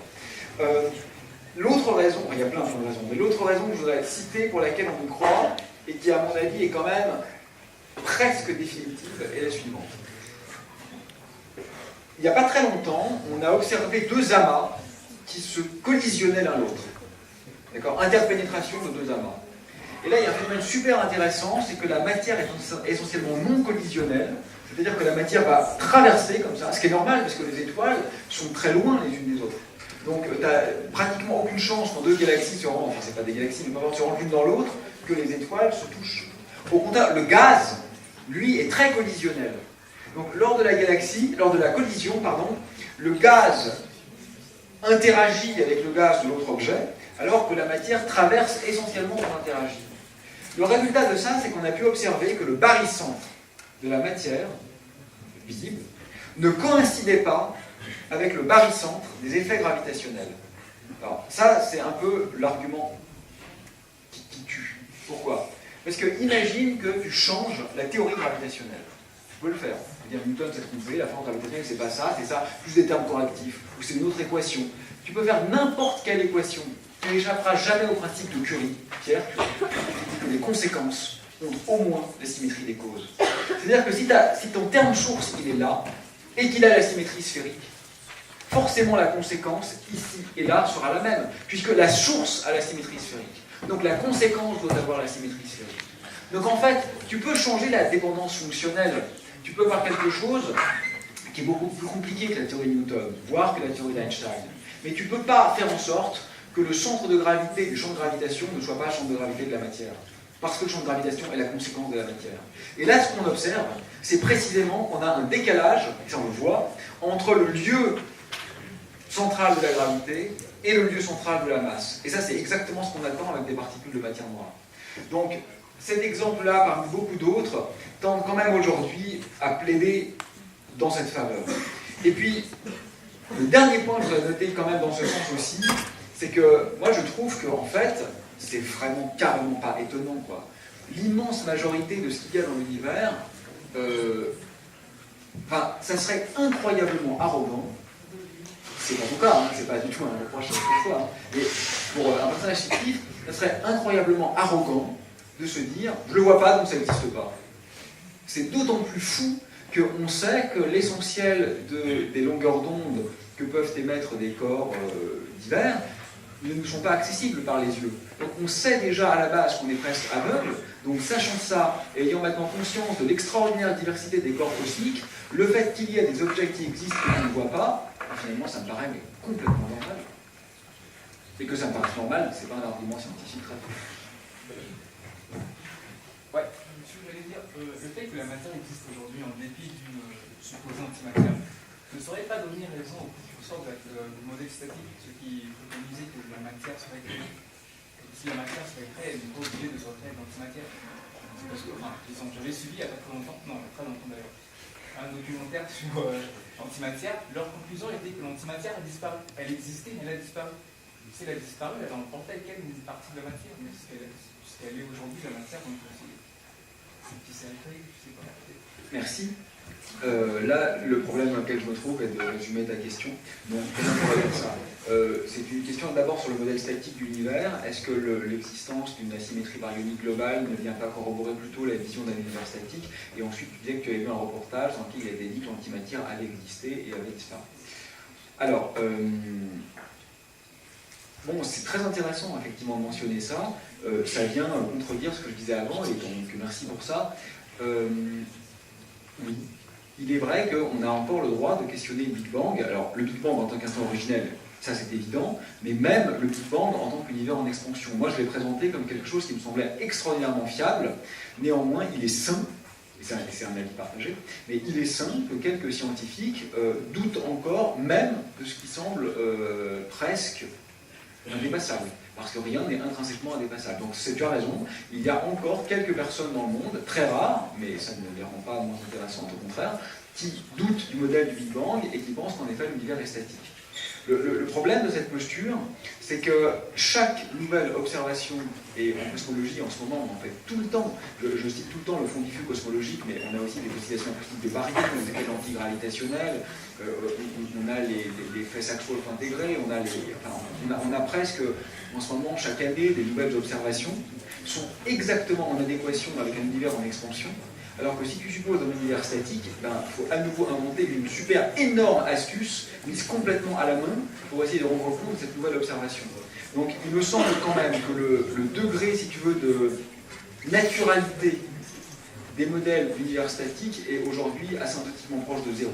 C'est-à-dire qu'il y a tellement de choses qui doivent être mises à la main pour essayer de sauver une idée statique alors que tout plaide pour un univers dynamique. Par exemple, il faut à ce moment-là que tu dises que le redshift n'est pas dû à l'éloignement des galaxies pour que ce soit statique. Donc pourquoi toutes les galaxies sont décalées vers le rouge? Pourquoi aucune est décalée vers le bleu si en fait ça correspond à un mouvement aléatoire? D'où vient le fond diffus cosmologique? Pourquoi vivons-nous dans un bain de rayonnement à 2,7 degrés Kelvin s'il n'y a pas le Big Bang? Donc c'est vraiment très dur de donner corps à ces modèles. Maintenant, je suis d'accord avec toi, il est sain qu'on ouvre encore cette porte, parce qu'après tout, personne ne sait ce que sera le nouveau paradigme. Pour la deuxième partie de ta question, oui, ça c'est vrai, ça, qu'il y a eu sans aucun doute de grandes quantités d'antimatière dans l'univers primordial, et que sans aucun doute, cette antimatière s'est annihilée avec la matière. Ça, on est d'accord. Mais le point important, c'est qu'en ce moment, le rapport photon-baryon est de l'ordre de 10 puissance 10. C'est-à-dire qu'il y a à peu près 10 milliards de fois plus de grains de lumière dans l'univers que de grains de matière. C'est à peu près le rapport mesuré. Et en fait, on s'attendrait à ce que ce soit encore beaucoup plus grand que ça. Si toute la matière, si on avait formé une quantité identique de matière et d'antimatière, et qu'elle s'était massivement annihilée, en fait, on s'attendrait à ce que le pourcentage de lumière soit encore beaucoup plus élevé que ce qu'il est aujourd'hui. Et qu'il est quand même déjà assez élevé. D'accord ? Donc ça, c'est cette assertion que tu évoquais, à savoir l'annihilation primordiale matière-antimatière est juste. La question est de savoir quelle est la proportion de l'un et de l'autre. Il y a une théorie alternative à l'inflation, c'est la vitesse de la lumière qui est plus élevée au Big Bang. Alors il y a une théorie alternative à l'inflation, suivant laquelle la vitesse de la lumière était plus élevée au moment du Big Bang, ce que j'en pense. En fait, il y a beaucoup plus d'une théorie alternative à l'inflation, il y a beaucoup de théories alternatives à l'inflation, et comme l'inflation a un niveau de fiabilité qui est moins élevé que le modèle global du Big Bang, c'est très bien que beaucoup de théories alternatives à l'inflation. La théorie particulière que tu mentionnes me semble extrêmement artificielle, parce que d'abord, l'invariance de C, comme on l'a vu ensemble, est une conséquence fondamentale des symétries de la physique, donc qui est quand même vraiment liée au concept même de loi, donc c'est vraiment quelque chose qu'il est dur de perdre. Ça, c'est la raison, on va dire, un peu conceptuelle. Puis, au niveau technique, les premiers articles publiés sur cette théorie avaient fait des fautes assez triviales. C'est-à-dire qu'en fait, ils avaient considéré l'action d'Einstein, mais ils l'avaient écrit en unité de Planck, sauf que, évidemment, quand tu considères que les constantes fondamentales sont plus des constantes, tu ne peux plus permettre de les mettre à 1. Donc il y a eu vraiment des erreurs naïves qui étaient faites, qui étaient que, d'habitude, on peut faire ça, de fixer toutes les constantes à une valeur arbitraire, sauf justement si tu considères que c'est plus des constantes. Donc quand tu dérives, quand tu varies les Lagrangiens, quand tu varies les actions pour trouver les trajectoires optimum, il faut faire un peu attention. Donc, après, à haut niveau de détail, je ne sais pas. Peut-être qu'il y a des gens qui ont progressé sur ces modèles et qui sont parvenus à les rendre viables, et je ne suis pas au courant, donc c'est tout à fait possible. Je dirais que ça fait partie de cette nébuleuse de modèles alternatifs un peu marginaux, mais qu'il faut effectivement, je crois, considérer sans mépris. Parce que la marginalité, c'est une posture qui est essentielle pour critiquer les paradigmes dominants. Donc c'est clairement pas une théorie qui est très convaincante, mais je pense que c'est, comme celle qu'évoquait ton camarade, quelque chose dont l'étude est très légitime. Oui. C'est par rapport à l'expansion de l'univers, donc les facteurs de vitesse d'expansion ont déjà varié depuis plusieurs fois, vous l'avez déjà dit. Et en ce moment, vous dites qu'il y a des forces gravitationnelles qui prennent le tout. Qu'est-ce que vous anticipez pour la suite? Tu veux savoir comment on va finir? Est-ce que ça va se ralentir? D'accord. Qu'est-ce que j'anticipe pour la suite? J'adore cette question. Il faut que je fasse quand même court.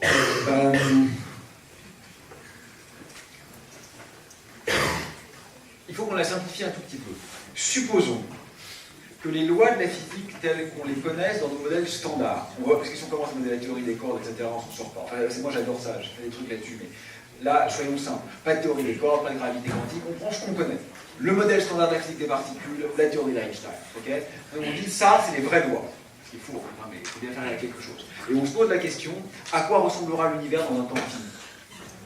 En fait, j'ai eu plein de réponses différentes à ça, et je suis d'accord avec aucune d'elles. La réponse la plus fréquente que j'ai trouvée, c'est de dire qu'en fait, le fer est l'élément nucléaire le plus stable. Ça, c'est vrai. L'énergie de liaison du fer est la plus grande. Donc en fait, au bout d'un temps gigantesque mais fini, tout ce qui est là va devoir se transmuer en fer.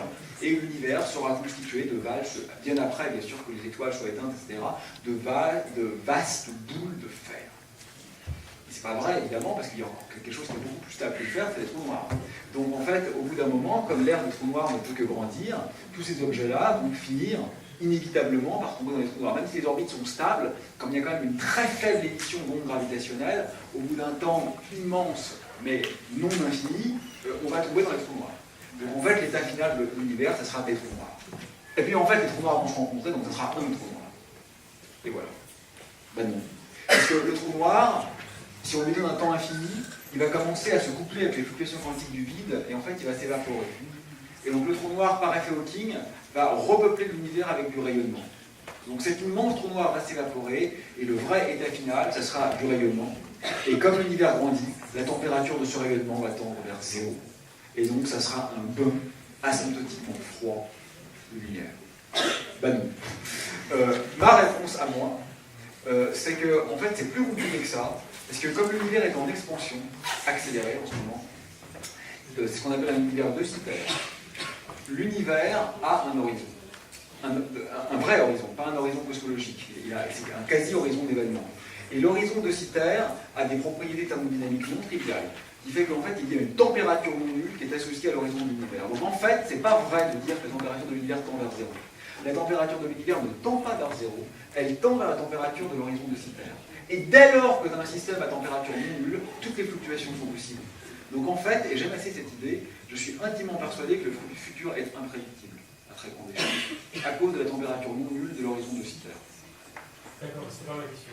Tant pis, parce que moi j'ai bien aimé ma réponse. Excuse-moi.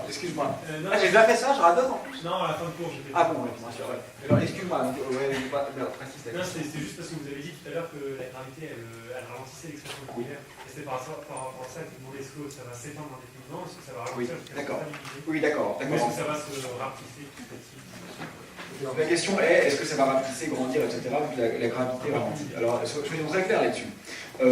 Si on n'avait pas découvert ça, d'accord, donc si tu m'avais posé la question il y a 20 ans, enfin il y a 20 ans je n'étais pas prof, mais si tu me l'avais quand même posé il y a 20 ans à quelqu'un de compétent, la réponse aurait été qu'il n'y avait pas cet effet d'accélération. Et donc là c'est très simple, la théorie ne dit pas si l'univers va continuer éternellement à grandir ou si l'univers va se recontracter. Pour la théorie, les deux sont possibles. Ce qui dicte la réponse, c'est pas la théorie, c'est le contenu. C'est-à-dire qu'avec la même théorie, d'accord, suivant que tu vas mettre beaucoup de masse, ben, ça va finir par réimploser et se contracter et faire un big crunch, ou si tu mets pas beaucoup de masse, ben, ça va continuer en expansion indéfinie. Bien, infinie plutôt. D'accord? C'est-à-dire que c'est pas du côté théoritique qu'il faut chercher la réponse, c'est vraiment du côté expérimental. La théorie est très claire dans sa réponse si tu lui dis quelle est la quantité de matière dans l'univers. Alors il se trouve que la quantité de matière telle qu'on l'observe plaide plutôt pour un univers en expansion infinie. En plus, ce qu'on observe, c'est qu'il y a une constante cosmologique ou quelque chose qui ressemble, qui s'invite dans la partie, et c'est très facile de montrer que dès que la constante cosmologique domine, ce qui est le cas actuellement, elle domine pour toujours. Donc en fait, la prédiction claire de la théorie d'Einstein, au vu des observations actuelles, parce que j'insiste, elle ne peut pas répondre sans observation, parce que sans observation, toutes les réponses sont possibles, d'accord? Donc au vu des observations actuelles, la réponse claire de la théorie d'Einstein est que l'univers va continuer à s'étendre indéfiniment, et dans environ 60 milliards d'années, il ne fera pas bon être cosmologiste, parce que l'univers aura tellement grandi que toutes les galaxies seront sorties de notre horizon. Donc en fait, le ciel sera pauvre. Nous habitons une époque formidable. Et ce sera de la même manière qu'aujourd'hui, toujours exponentiel, ça va peut-être changer. Si je crois ce que je connais, ça continue en exponentiel. Maintenant, ce serait quand même très présomptueux de dire avec assurance, voilà ce qui va se passer dans 60 milliards d'années. Enfin, je peux le faire, tu ne pourras pas me contredire. Mais enfin, la réponse vraie, on n'en sait rien. On peut jouer le jeu mathématique de prendre un modèle et de regarder ce que donne ce modèle. C'est ce que je viens de faire. Maintenant, quand on commence à extrapoler sur des temps immenses, même les petites corrections peuvent avoir des grands effets. Donc, du coup, comme le modèle qu'on a n'est pas un modèle ultime, il faut être en pratique extrêmement prudent avec ce genre de choses. Non, je t'en prie, non, je t'en prie. Concernant les trous noirs, en fait, il semblerait que lorsqu'un trou noir absorbe un objet, toute la matière disparaît, mais l'information de l'objet reste sur la surface du trou noir. Au point qu'il est toujours possible de former cet objet à partir des informations évacuées sur la surface. Très bien, donc c'est une question sur l'information dans les trous noirs qui, quand la matière tombe dans le trou noir, resterait stockée à la surface de celui-ci. Donc je te remercie de me poser une question qui est très débattue depuis 40 ans et qui est peut-être le problème central en théorie quantique des champs, à laquelle je dois répondre en 3 minutes. C'est la même réponse qu'à ton camarade. Hein. La vraie bonne réponse est on n'en sait rien. Peut-être je peux expliquer pour tout le monde quel est le paradoxe. Le paradoxe, c'est qu'en mécanique quantique, il y a un théorème fondamental qui nous apprend que l'information est conservée. Si je connais les lois et que je connais l'état final, je dois pouvoir retrouver l'état initial. D'accord? C'est pas simplement un vœu pieux, hein. C'est pas un désir qu'on a, c'est un théorème de mécanique quantique. Or, en effet, les trous noirs semblent être amnésiques. C'est-à-dire que quand un objet tombe dans un trou noir, la structure du trou noir, si on croit à la relativité générale, ne dépend plus de la nature de l'objet qui est tombé dedans.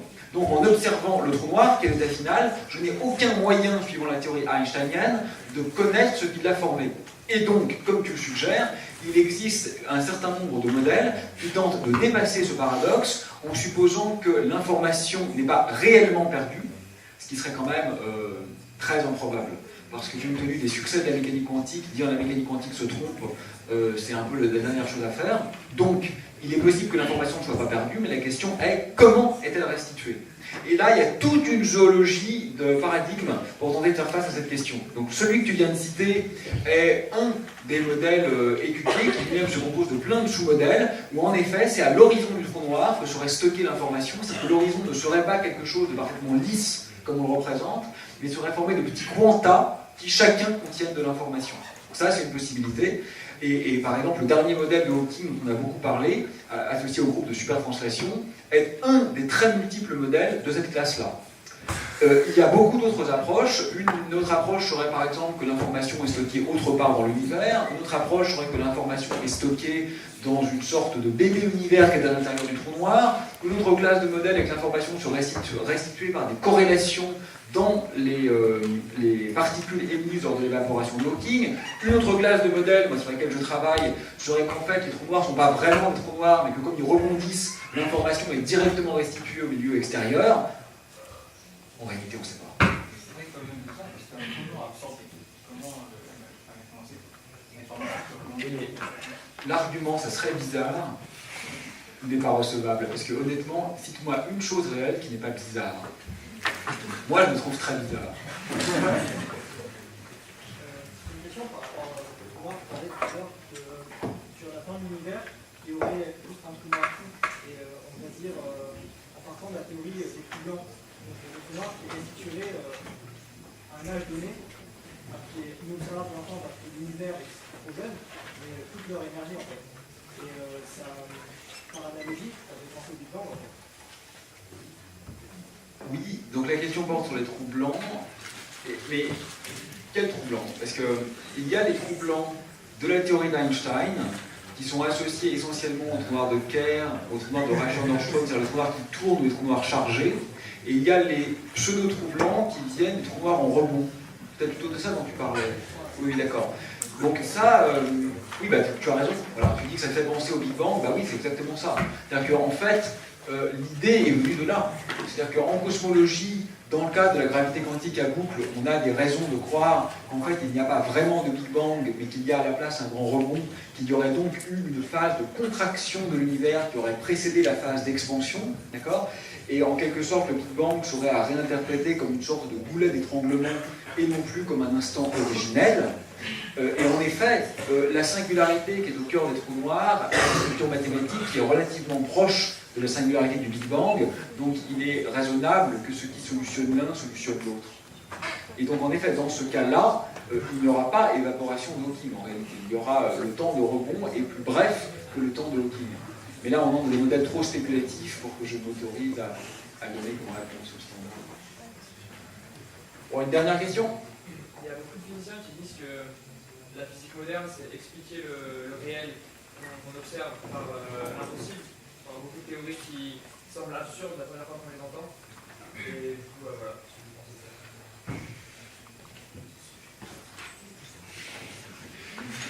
Mais ça me semble être un commentaire plus qu'une question, non?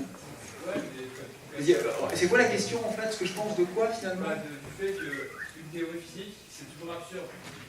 C'est par la relativité, quand on entend la première fois, le temps et l'espace n'existent pas, c'est quand même bizarre. Et la physique quantique, c'est pareil, le boson de Higgs, c'est encore pire. Et c'est toujours absurde en fait. Voilà. Et une théorie physique, c'est toujours absurde, au sens de Camus. Écoute, je Je vais juste répondre par un exemple que je crois, je vous ai peut-être déjà donné d'ailleurs, mais moi il me touche parce que je le vis au quotidien et à chaque fois il m'interpelle. C'est celui du Big Bang. Tout le monde était persuadé que l'univers existait de toute éternité. Parce que l'origine, le fait que le temps naisse, que l'espace naisse, est juste un non-sens absolu. Donc il était totalement évident que l'univers était là depuis toujours. En fait, la question ne se posait même pas, c'était une évidente évidence. Et puis, au début du XXe siècle, peu à peu s'est mis en place ce très incroyable modèle du Big Bang qui finalement quand même stipule, au moins au sens fort, qu'il y a eu un début à l'espace et au temps. Et on se dit, mais c'est pas possible, ça n'a pas de sens, ça n'a pas de sens un début à l'espace et au temps. Jusqu'à mon ami Étienne Klein d'ailleurs, qui encore aujourd'hui dit que le passage du non-être à l'être est quelque chose d'impensable. Donc ça me laisse perplexe cette impensabilité, mais quand même, il est quand même raisonnable, intelligent. Il dit, non, c'est impensable. Et ce qui est drôle, c'est que on s'y est quand même habitué, cette idée du Big Bang. Toi et moi, la première fois qu'on s'est posé la question, qu'on a demandé à nos parents, qu'on a regardé sur Internet, origine de l'univers, réponse Big Bang. Donc ça a pénétré notre inconscient collectif.